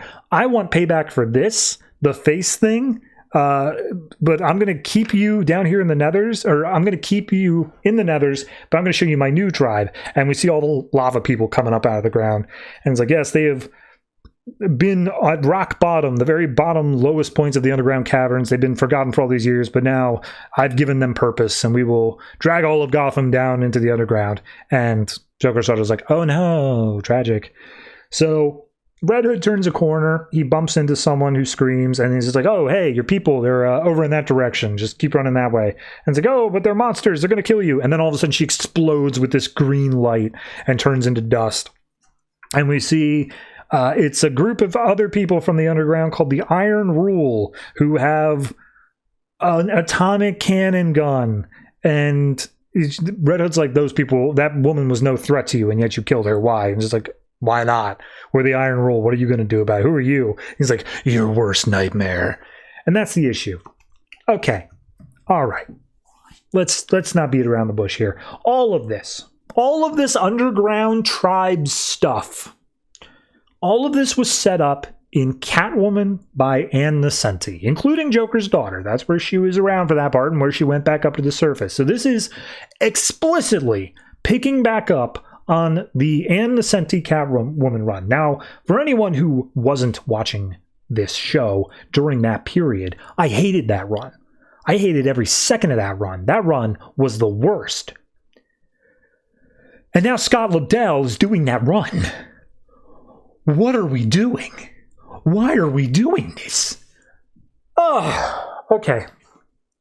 In terms of the issue itself, the comedy's not as bad as it usually is. So, like, fine, fair play, decent enough on what it is. Like, the writing itself. But the concepts, the things we're playing with, the fact that we're pulling up this continuity specifically, it would be like in modern day if, like, we specifically pulled up, like, Heroes in Crisis, which is, for anyone who doesn't know modern DC, not particularly well regarded as an event.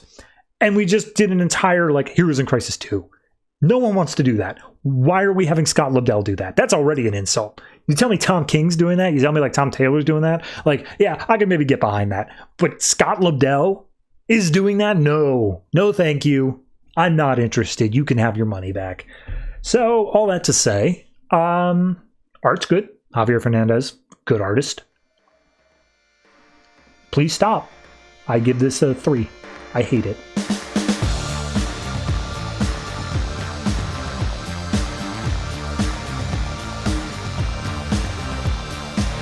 Starfire number 8, written by Amanda Connor and Jimmy Palmiotti, art by Emanuela Lupacchino. So, last issue, Grayson showed up and reunited after a date that Starfire had with another guy.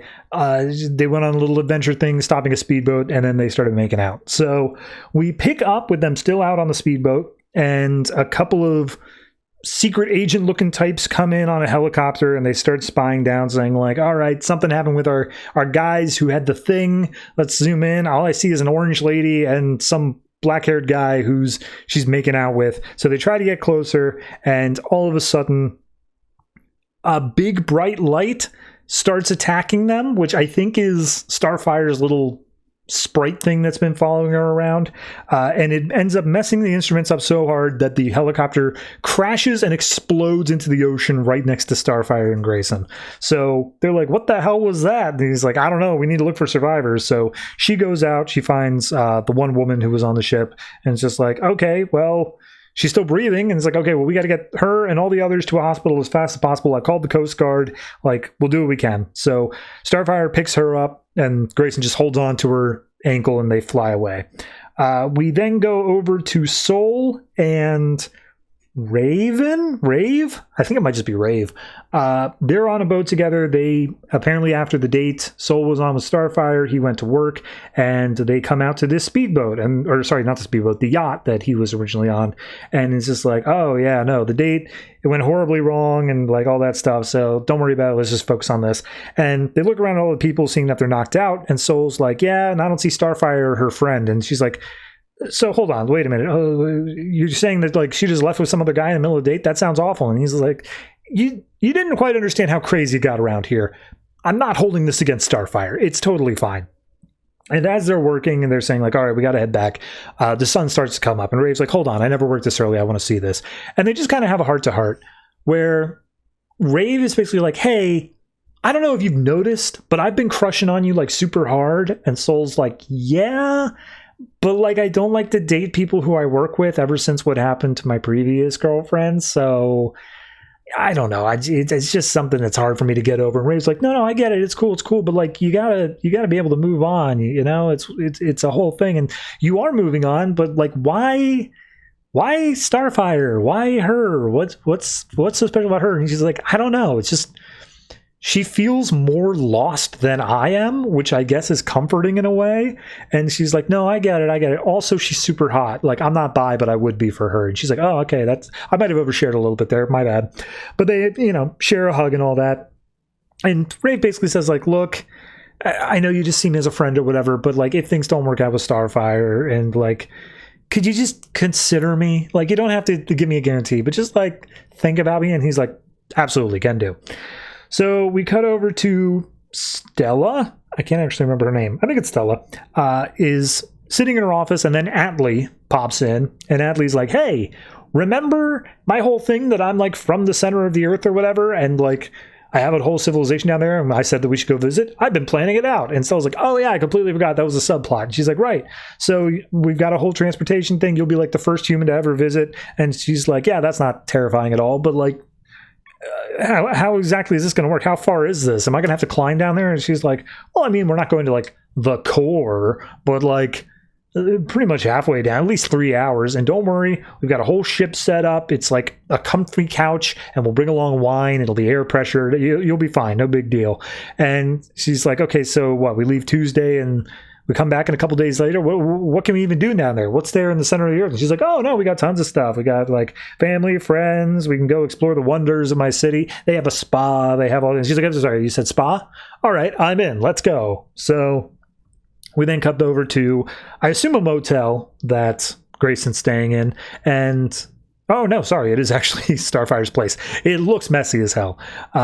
And Starfire's getting out of the shower, and of course she's like barely clothed, and Grayson's like averting his gaze, like, yeah, that's cool, that's great. And she's like, why are you not looking at me? And she's like, okay, Starfire, look, I kissed you and I made out with you last night, but it was more of a hello, I'm glad to see you kind of make out, not really I want to get back together and have a relationship with you kind of make out. And I hope that you are you uncomfortable because you want to have, or does that make you understand? Like, do you get all that? And she's like, oh, well, I think I understand. I'm happy to see you as well. Are you uncomfortable because you want to have more than just kissing? He's like, no, you've completely missed the point. And she's like, okay, well, let's go get breakfast. So they get down and get some pancakes, and they talk about how Grayson's a secret agent, the whole trigger device, and the people in the helicopter were probably after him. And they make a joke about how she read the James Bond books, but never actually knew there were any movies. And then they talk about people have changed. Starfire's obviously a lot different, but she's also stayed the same in so many ways. So Grayson hears the story about how she ditched her date, and it's like, yeah, you should call him. Do you have a cell phone? And she's like, yeah, absolutely. So she pulls it out, gets a message on his answering machine, and basically just says, hi, I'm okay, sorry for ditching, bye.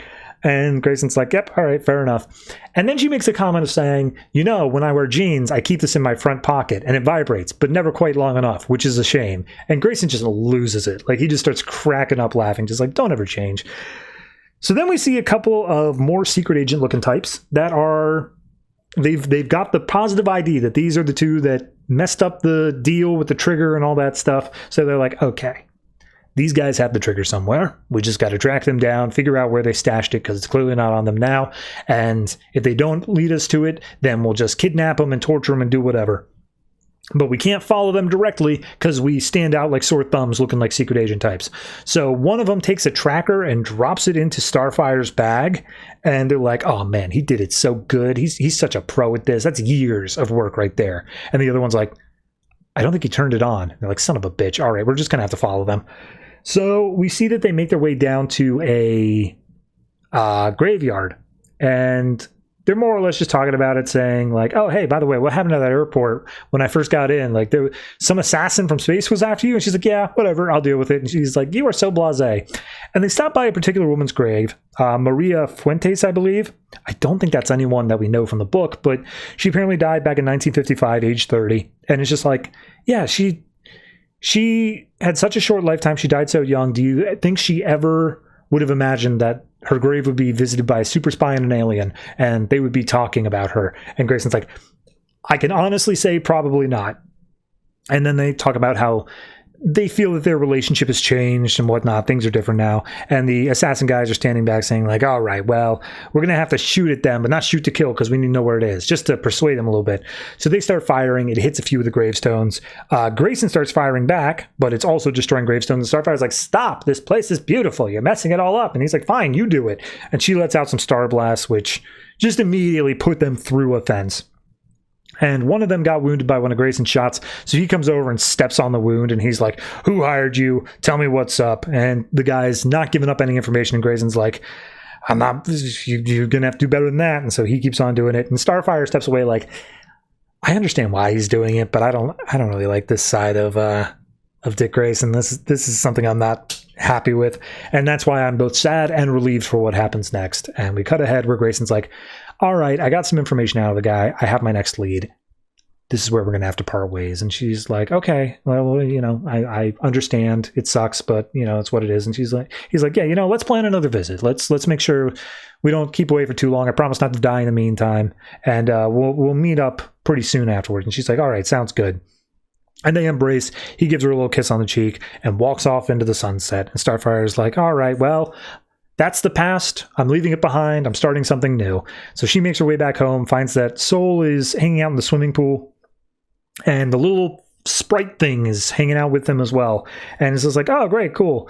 Soul asks what happened to Secret Agent Man. He's like, oh, he's gone. Don't worry about it. It's all good. And she apologizes for last night. He's like, don't even worry about it. Like, I was worried about you, but I trust that you had it all under control.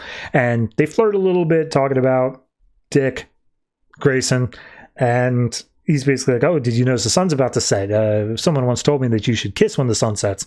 And so she leans in, gives him a kiss. They fall into the pool. They keep making out. And we see the little star sprite light thing goes underneath the water with them and then starts glowing even brighter than usual.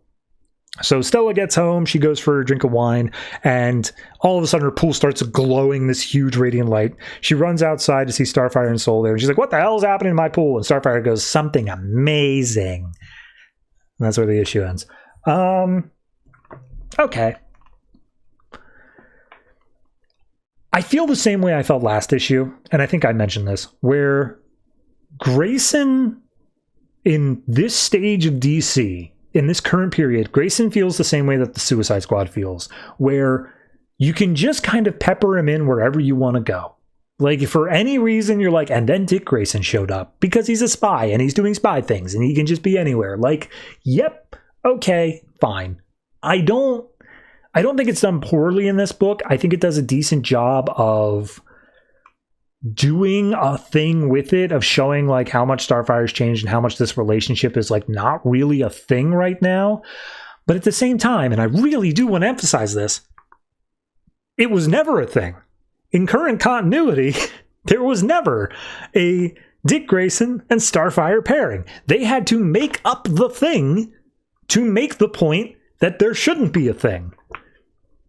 That's a little infuriating for me, but that's only because I've read the entirety of the New 52. Not everyone is like me. So I'm going to go ahead and say that this issue is good. It does feel a little bit smattered. It does feel like we're doing some other crazy stuff. It also feels very much Harley Quinn-esque, and this book's been pretty good of avoiding that, but the sort of thing of the secret agents popping in and then just immediately getting wasted, that feels so Harley. So, it has its flaws. I think I'm going to say this one, I gotta say 6.5. 7 just doesn't feel right to me, but it's still not an awful book. It's just straying farther away from the kind of fun I was hoping to get out of it.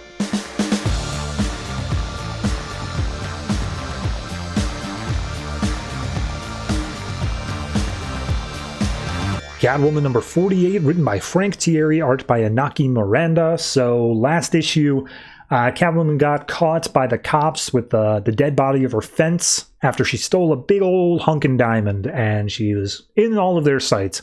This issue picks up with actually a pretty good point where Catwoman points out, you know why all us villains and thieves and whatnot hang around places like Gotham and Metropolis and not real cities like New York? It's because in Metropolis and Gotham, the cops play by the rules. They're not corrupt. They actually have to follow the law. In New York, these people are corrupt as hell, and they're just willing to make up stuff and paperwork just to bring you in. So we see she's got all the guns trained on her, and in walks a new character, Detective Scagnetti, who Catwoman describes as a piece of excrement that put on a suit. And he makes a cat pun of oh, someone's been a bad kitty. And she's like, oh yeah, I haven't heard that one before. And he basically is like, well, we caught you dead to rights, Catwoman. You got to come in. You clearly murdered this guy. And she's like, before you walked in, you had a bit of blood on your shirt, and I'm pretty sure that belongs to the victim here. And he's like, all right, you got me. Yeah, we killed him. We put a bug in this place, so we knew you had the diamond. You were going to bring it here. But when we tried to set up the raid and have people stationed here to take you down, he was trying to warn you, so we had to take him out. So long story short, where's the diamond? And he pulls out a gun, aims at the Catwoman, because she's like, I don't know, diamond, what are you talking about? But he starts counting down. And as he's going down from 5, she pulls out a little bead from her glove that was hidden, and all in one swift motion right at the 1 mark, she takes his gun and throws the bead, which turns out to be a flash grenade. So all the other cops are firing randomly in random directions. She goes out the back window and she's like, all right, well, everything's gone to hell. I need to get off the streets. This is too dangerous. So turns out that she stashed the diamond away in one of her safe houses. It's a pet shop in Midtown Manhattan, so she just heads back there, meets up with Tesla, but she's sitting there thinking who is my buyer? Now I don't have the fence. I don't know why I stole this. I don't know who to send it to. And in the meantime, every cop in the entire tri-state area is going to be after me. And so she actually decides to dye her hair blonde. And as she comes out of the shower, she talks to Tesla and is like, hey, how do I look? And he's like, you look like Michelle Pfeiffer. Wink. And so Tesla's apparently doing some investigation on Scagnetti. Turns out that he does work for Frost Group. He's done freelance security work for them. And Selina's like, okay, but if he's a slime bag, if they're all slime bags, who's pulling the strings here? We're still missing something. And Tesla's like, oh, well, turns out Scagnetti also likes to play poker, and you'll never guess where. Cut to Gotham, the Iceberg Lounge. We show Catwoman drops in on Penguin and immediately has all of his guards taken out, all the bodyguards, and has her claws at his throat and is just like, hey, Oswald, what's the deal, man? I thought we were buddies after the last book, but then you went ahead and just, you set me up for murder? What's that about? And he's like, okay, well, first and foremost, I didn't do that. It was someone who is on my payroll who did that, and I just did not stop them. But also, yeah, you stole from me. Maybe you missed that part. Maybe you forgot about it. But all of our alliances are null and void because you did that. And take a look at this. And he pulls up a newspaper and shows how the Calabrese family is now in disarray because Antonio was arrested. Some guy named Grant Bryce is dead. And I think that's the CEO guy from the last group. But I could have sworn that guy was Frost.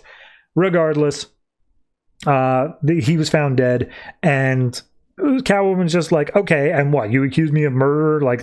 That's a cool thing to do, but whatever, I guess. And he basically says, look, if you think you're going to use all this to try to take control of something like that, you don't know me at all. I'm not going to let you. But I want you to remember one thing here. I had no idea that you were behind Frost Group. And therefore, how would I have known I stole from you? That doesn't, like, I'm not going against you here. I was hired for something without knowing your involvement. And Penguin, like, pauses and he's like, oh, yeah.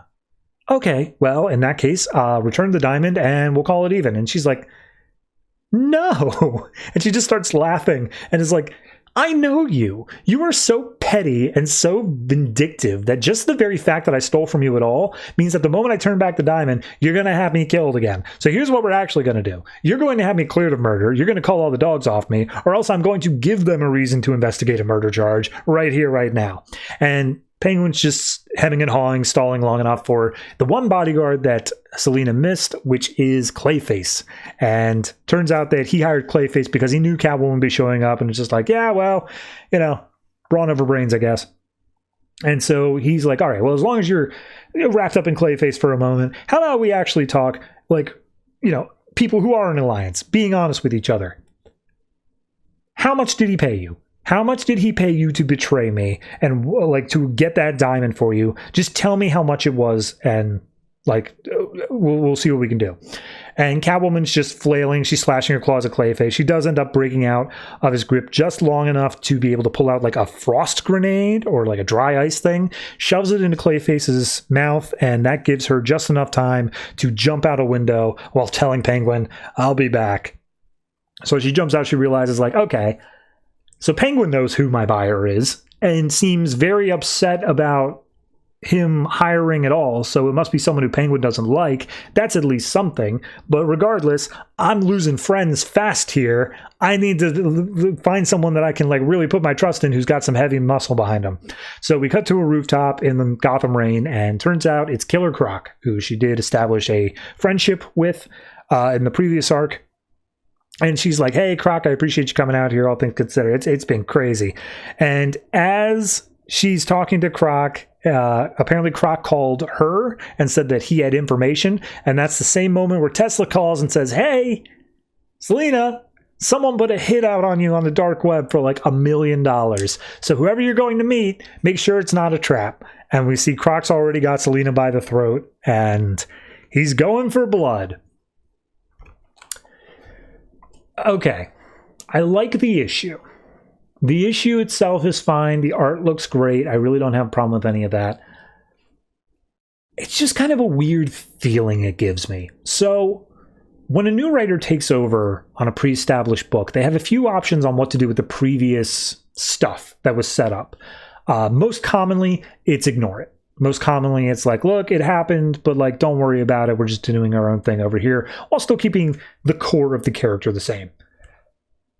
Alternatively, they can play in the playground. They can take all the things that were previously set up and continue to run with that. It's very rarely done because writers like to do their own thing, but it happens. I've seen multiple things of it very recently where writers do that, and it's always fun to see that happen because it makes it feel alive. It makes it feel like it's very continuation instead of just different writers with different runs. This one does that, but it does it in a way where it's actively dismantling everything that the previous run did. Like like the fact that Penguin and her were allies. They mention it, they say it happened, they're playing in that, but then they immediately say, but that's done now. Killer Croc, same thing. They were allies, but that's done now. Antonia Calabrese being head of the family, all the mobs being in control, that's done now. She's in jail. And I'm a little bit upset by that. Not because I think it's done out of malice. I don't think that Frank Tieri came into this saying, screw that previous run. I'm gonna pull a Return of Skywalker, whatever it's called, and completely destroy it. I don't think it was that. But it feels unnecessary. It feels like someone who wants to play in the playground but is so devoted to their own story that they have to tear it all apart. I don't know. It feels weird to me. And that's not to say, like I said, it's bad, but it's just, it leaves a sour taste in my mouth. Beyond that, I think I'm probably still going to say it's a 7. The art definitely gets it up to that point, for sure. And I'd say the writing is not bad. It's just the overall tone, the overall coming into it with having read the previous arc, it feels weird. So 7 with a lot of asterisks, but still 7.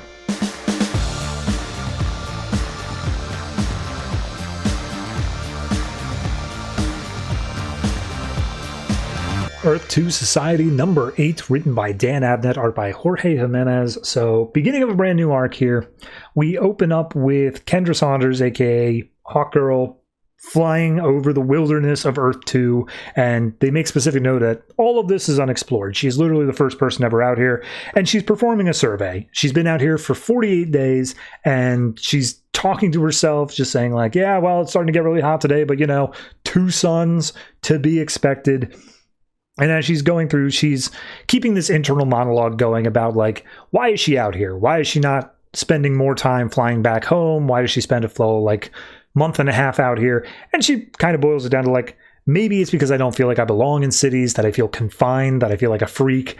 But regardless, I'm out here. So she gets to a canyon at one point that has a bunch of square paneling on it. It has very clear cuts in it. And she says this might be part of a crash. It might be part of like a ship that was left over. So I'm going to investigate. But as she lands down, she's like, wait a minute, hold on. This is like a perfectly cut out cave. It's got like tiles and stuff inside of it. This has been worked by stonemasons or a cutting beam. But like this planet was not inhabited before us. There should not be any history. So what is this?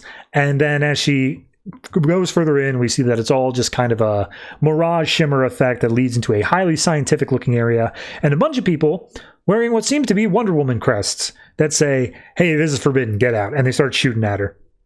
So she dodges out of the way of the shots and then immediately comes back with her own guns, being like, all right, well, I was being friendly before.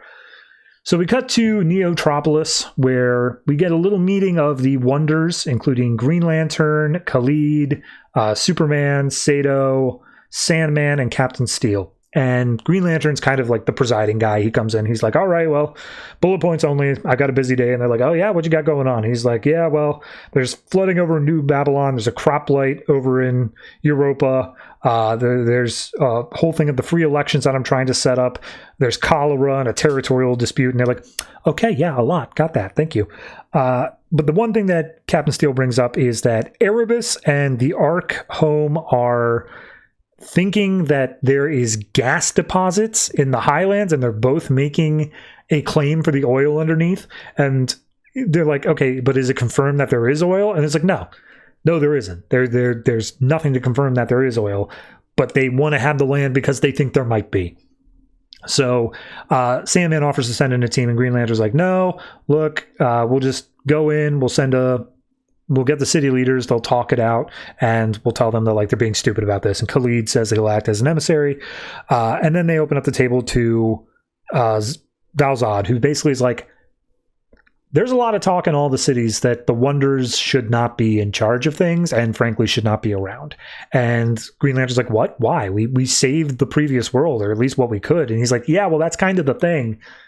They blame us. They view that war that destroyed Earth 2 as a meta war, a wonder war. Like they think that would they be better off without us? And Green Lantern's like, that's stupid. Like, how could they possibly survive without Wonders? And he's like, look, I fear that you're not appreciating what it's like to be a normal human like them and not a god like you are. And he's like, I'm not a god. I'm just in charge of the whole planet. He's like, right, no, totally. But like, you scare me and I wear an S on my chest. So think that. And Sandman's like, I could send in a team. And they're like, no, Sandman, you're not sending in a team. Look, what if we work this into like the free elections thing? Maybe like we'll try to make them confident in the Wonders again. And Valzad's like, we might not be able to. And he's like, well, they need to have Wonders to protect them. That's as clear as that is. Anyway, I'm getting a call. There's a beast or something attacking people. I got to go. And they're like, a beast? What the hell is that about? And Sandman's like, all right, I'm going to send a team. So we cut over and we see it's this giant gorilla bear, huge hulking thing that is attacking a group out in a tent. But Kara, Huntress, and Flash are all out there fighting against it. Not really doing much. Power Girl gets knocked out. Flash gets knocked away. And as he wakes back up, as he sits up, we see Green Lantern has arrived, and he's in his kaiju form. So he's just huge compared to whatever this gorilla bear thing is. We then cut over to New Gotham, and we meet up with Dick Grayson Batman, who's talking about the city and saying there's a power struggle going on in New Gotham. It's a literal power struggle. It's over energy. There's a company called Nimbus Solutions that offers up a battery pack that can power your home for a month with just one battery pack. However, it takes a year's wages to get because of how rare they are. And so people go to the black market. And when they do, they kind of run into the unsavory types. And we see this guy who bought a power pack for like his neighborhood. And this guy's trying to fleece him down for an extra like $2,000 or credits or whatever we're using. And he's like, oh, but that was all I had. That was all the entire neighborhood had. We're doing the best we can. He's like, well, there's a risk to taking this stuff off of trucks and stealing it from Nimbus. So if that extra $2,000, I may as well be slitting my own throat here. And then we see someone from Nimbus broke in and literally slits his throat and is going to kill this guy as well. And he's like, oh, no witnesses. Nimbus Corp does not take kindly to thieves. And that's when Batman jumps in and he's like, all right, you run, get out of here. And he starts fighting against these people from Nimbus Corp and starts taking them out very Batman style. But we see that the energy cell is highly reactive. It drops on the ground, cracks open, and there's a massive explosion. The Batman's like, ah, damn. So we cut back over to the Beast. We see Dodds arise, and they're all just kind of speculating, like, what the hell is this thing?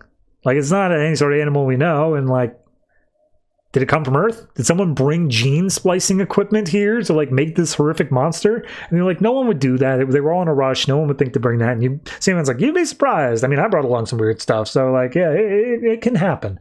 And then I think, well, what if it was a product of the last arc where we had the terraforming thing happen? Maybe there's like a bunch of these giant beast monster things going on and we just don't know about them. And it's like, oh, what? So what? We made our own monsters now? And it's like, look, it's possible, but we need to get the leaders of the surrounding towns, find out if either of them are responsible, because they're both saying that this thing was attacking them because of the gas fields, because of the oil field thing. So Green Lantern's like, yep, all right, we got to have a dialogue. We're going to set up this free election process. It's going to be big. And Flash is like, okay, but both the cities claim sovereign status. They don't recognize our authority. They're not going to like us coming in there and saying what to do. And Green Lantern's like, okay, we'll just try, please. I really don't want to let these two cities go to war. All right, we're not going to let this Earth go down the exact same path that the other one did. We're going to save this one. So then we cut over to Hawkgirl, who's fighting against all of the Wonder Woman people, and she thinks that they're Amazons. They're claiming using the word sisters and all that stuff. And she's like, you're Amazons. How? All the Amazons died. How did this happen? They're like, well, we live again. Glory to Amazonia. So Hawkgirl was just like, look, I swear to God, I will murder all of you if I don't get an explanation. But I'd really like to get the explanation instead. But they just keep on firing shots and they end up putting her down. Just shocked or whatever. And as she's down on the ground, they're about to finish her, and a voice from behind says, wait a minute, hold on, I know her, she's a good one, she's a hero. Kendra, Hawkgirl. And Hawkgirl wakes up, looks up, and sees it's Fury, the daughter of Wonder Woman, who's still alive. I don't think that was a surprise. It's been so long since then. I've blocked a lot of World's End out of my memory, but yeah, no, she was on the ship. Because I remember over in Future's End, she was locked up with Scott. So yeah, she would have definitely been on one of the ships. And all right, she was here. I don't know how she escaped. I don't know why she's on a ship or thing. But she's got her own thing set up. So yeah. I like this more. The last arc I felt was a little bit messy. It felt like we were just trying to go in with a bang with this whole thing of like, all right, we need to set up a clearly bad thing that we can all root against. This idea that like all these things will be destroyed, the whole planet will be terraformed, and yada yada yada. This one, I like what Green Lantern and Val Zod are setting up, and I really hope that that's kind of what this series is, being labeled society. I want to see them build a society. I want to see this inner political stuff happening. Yes, put the superhero layer over top of it. Of course, they're going to have to punch things. But have this background in going on there. Do what Prez was doing.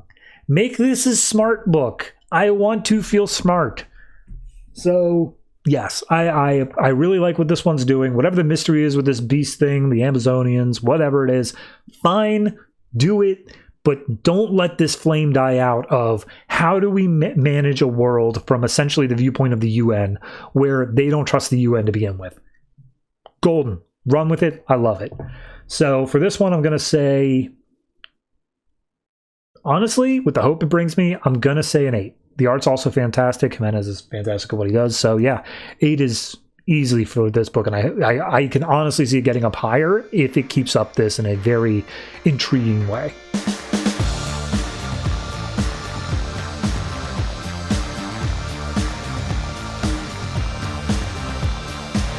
Batman and Robin Eternal number 15, written by Snyder, Tynion, Lanzing, and Kelly, art by Christian Deuce. So this issue picks up with the Tim Drake, Jason Todd storyline out in quote-unquote, not Santa Prisca. Yes, Santa Prisca, but like the other place. So we see Azrael is doing some meditation, and he's basically saying, like, all of reality is a lie. You can't believe anything. It's all entirely able to change, and there's no such thing as objective truth. The only thing that you can trust is yourself, is me. I am the only real thing at all. And we see that Drake is dragging the body of Red Hood through this desert, and it seems to have been going on for some time. But we covered Azrael, who is slicing through holograms of Drake and Red Hood, and he's talking to the voice of Saint Dumas. Like, this godlike voice is booming down. He's like, I will hear your confession. He's like, why do you keep on having to fight these guys? I'm better than them. They tried to turn me with their lies and they failed. I am truth, I am the way, and I am death. And the god's just like, and yet you keep on finding yourself doubting. You keep on thinking that you are not on the righteous path. You keep on seeking not knowledge, but comfort. So, yeah, that's why I keep on making you do this. And he's like, well, right now, I seek absolution. We've spotted them. They've been making their way a mile from the city, and we will end it here at our secret city of Gnosis. And once they come to fight me, they're going to realize I'm not the same guy that they fought out on the field of Santa Prisca. I'm reborn. And so he's like, all right then, Azrael, the angel, go out there. Your redemption's at hand. So he goes out to meet Tim Drake at the door, and he's like, hey, you're not getting into here. You're going to die here on the desert. You suck. And Tim Drake's like, hold it.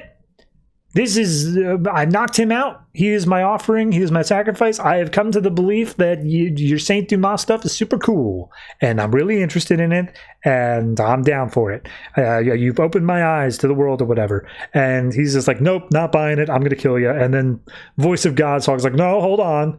There's a city of Gnosis. We all who seek knowledge are welcome in here. So let him in, show him around, put Jason Todd in the cells. So they do put Red Hood in the cells, and they hold up little like crucifix-looking things that have the power to strip him of all of his weapons, and they pull it all off him and then drop him in a hole. And he's like, pshaw, you think I can't get out of a stupid hole? And then this giant-ass steel lid comes down on it, and they're like, all right, that is trickier. And then he turns on like a light in his mask, and he spits out a batarang that was hidden inside of his mouth, and he starts counting down, just one every second from like 900.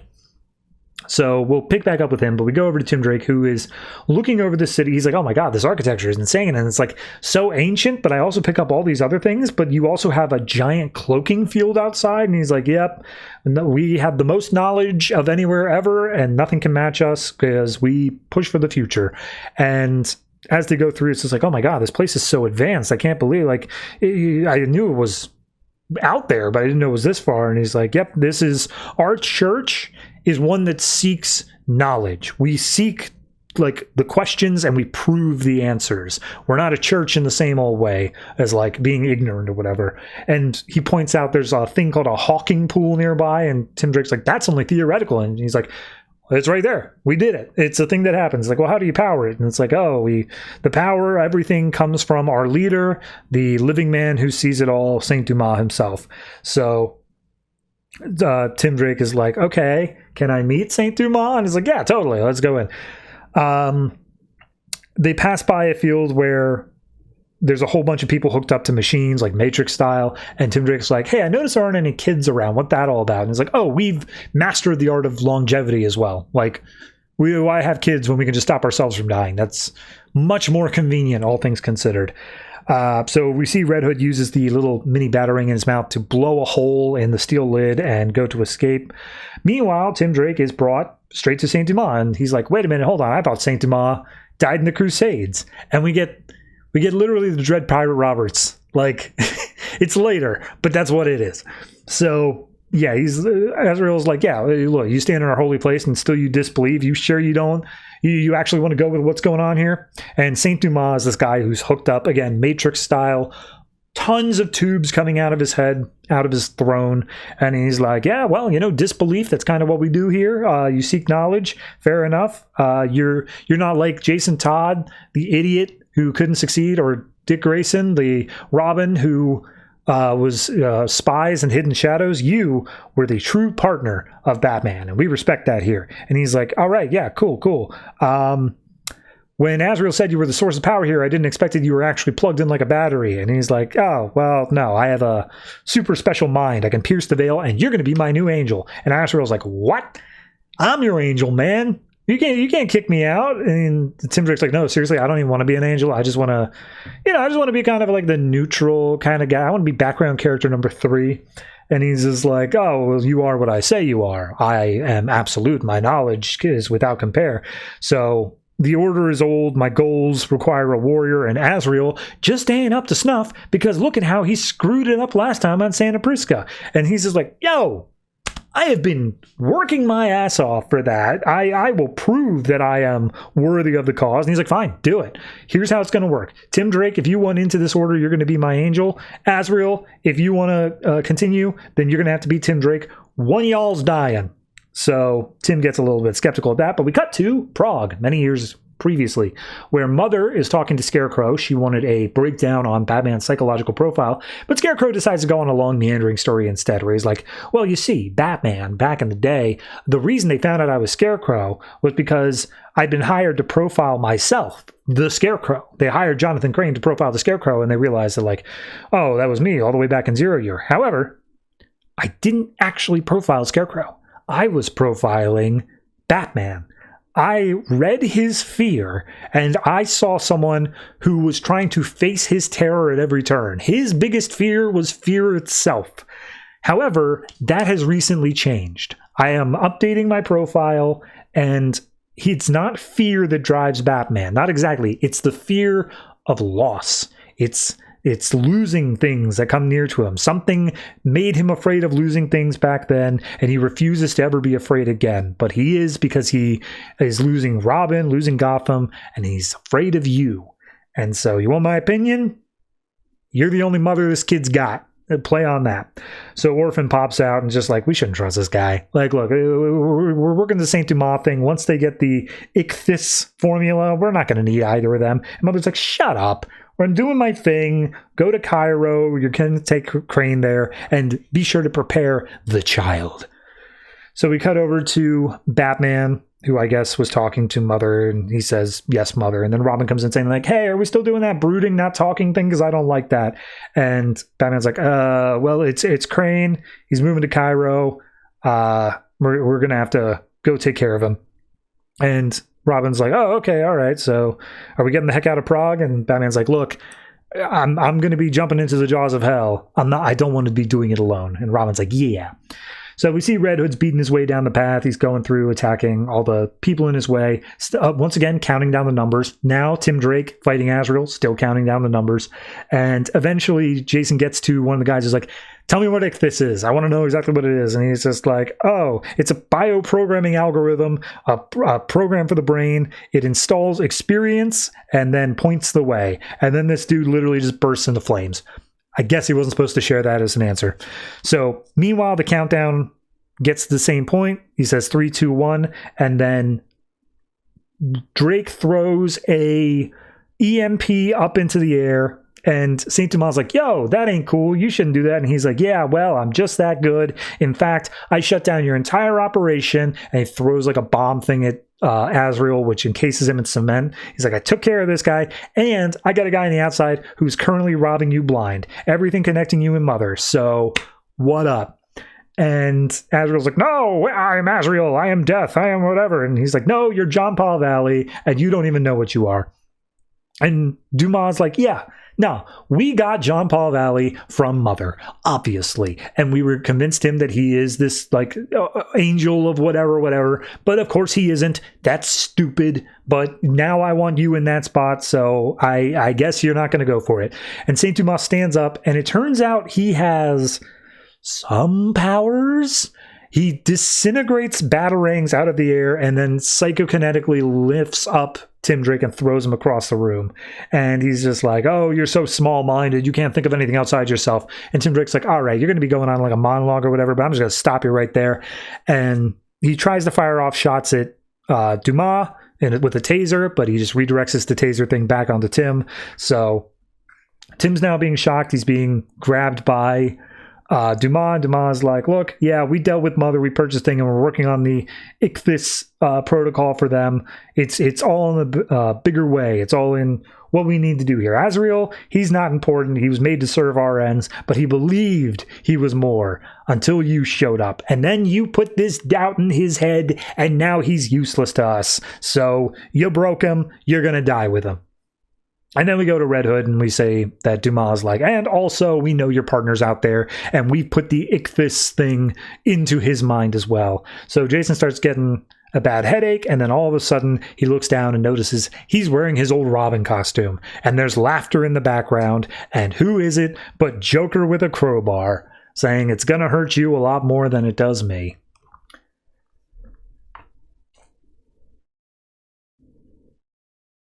So, I like the issue. I do. I really do. I don't think that it's a poorly done issue. Did they intend to introduce Jean-Paul way earlier? Because that's all like, unless he's just going to be here for like the entire rest of the book, like he's now just going to be this new guy fighting with them, like all the mystery was just taken away from him. He was set up like 2 issues, ignoring the whole thing in the middle bit, but like he's had 2 issues of screen time, the last issue and this issue. And by the end of this issue, he's already been disavowed from the Order of St. Dumas. He's already been like, oh yeah, no, we don't need you anymore. You suck, whatever. Now, maybe he can have like a crisis of faith or something. Maybe he can struggle with what to do next. But like, come on, you don't need to throw it away that quick. Give me a little bit of time with it. Give me a little bit to say like, oh no, he's super flaming sword guy. He's menacing. I don't know. Maybe I'm expecting too much. Maybe that was never the point of this. I fully expect it isn't. Obviously, this is about Robin. This is about getting onto that. But if you're going to bring back Azrael, the same way that you're bringing Cassandra Cain, like, you can treat it with a little bit more than that. So I'm going to say this one is I'll say 7.5. I think I like the writing enough in like the dialogue and like the countdown section. That also really works for me. But the overarching thing they did with Azrael, it's not trash yet. They can save it. But I'm really worried that it's just going to be a thing where it's like, and now Azrael is in the DC universe. It's like, great, cool. Glad we set that up so well. So here's hoping they can turn that around.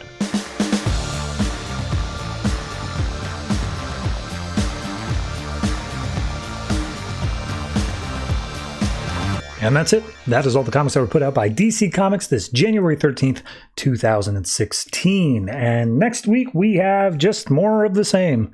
It is, I'm simultaneously so relieved and yet so bored of this part of the DC universe because we're in this weird holding pattern where everyone knows Rebirth is just a couple months away. So everyone's just kind of setting up their final arcs, but like, it'd be one thing if this were the last hurrah. It'd be one thing if this were like, yes, we're going out with a bang. We're doing these big stories, but everyone's just kind of, well, no, I need to update my resume because I'm going over to this other book over here. I don't have time to worry about how I wrap this one up. It's just a lost cause. So it just kind of feels like we're treading water. That being said, some people are putting out good stuff. For instance, next week, what do we have on the docket? Well, we have Batgirl, Batman, Dr. Fate, Harley Quinn, Martian Manhunter, Robin, Son of Batman, Secret Six, Sinestro, Superman/Wonder Woman, Titans Hunt, and Wonder Woman. But we also have the weekly series of Batman and Robin Eternal, which has been okay for the most part at all times, and a brand new miniseries, which is Poison Ivy, Cycle of Life and Death, written by Amy Chu and art by Clay Mann. I'm assuming the whole series is Clay Mann because usually miniseries are, but you know, you could surprise me. From what I hear, this one's actually pretty good, or at least it looks fantastic. So here's hoping it's actually something to really stand out here in the tail end of the New 52. But beyond that, like I said, pretty standard week. So hopefully you'll tune in. I know I do such a fantastic job of selling this show. Like, my God, I should be in marketing. especially with a show title like Not So New 52, which if you do a quick Google search for, I am the first result, but there's like 4 other things that have claimed that name before me. So, whoops, sorry. Anyway, if you have any comments that you would like to share on any of the comments I talked about this week, last week, any week at all, you can go ahead and share them down in the comment section down beneath this YouTube video. Or if you're listening to the audio version, you're like 6 weeks behind. Get caught up. We're over on YouTube. But if you happen to want to share it elsewhere, we also have a Discord, a subreddit, and a Patreon. Use them in that order. Actually, you should probably use the Patreon before the subreddit. I don't actually know what's going on with that subreddit. Reddit is a trash fire. Even as someone who used to browse Reddit almost every single day for years, Reddit is a trash fire, and I'm happy to be out. There, I said it. Share this video on Reddit. Anyway, that is going to do it for me. Thank you very much for watching, listening, however you consume this podcast. Be sure to tune in next week and give this thing at least 4 stars. I'd prefer 5, but I recognize my lot in life. I'm not asking for too much. Always try to remember, if it ain't broke, don't fix it.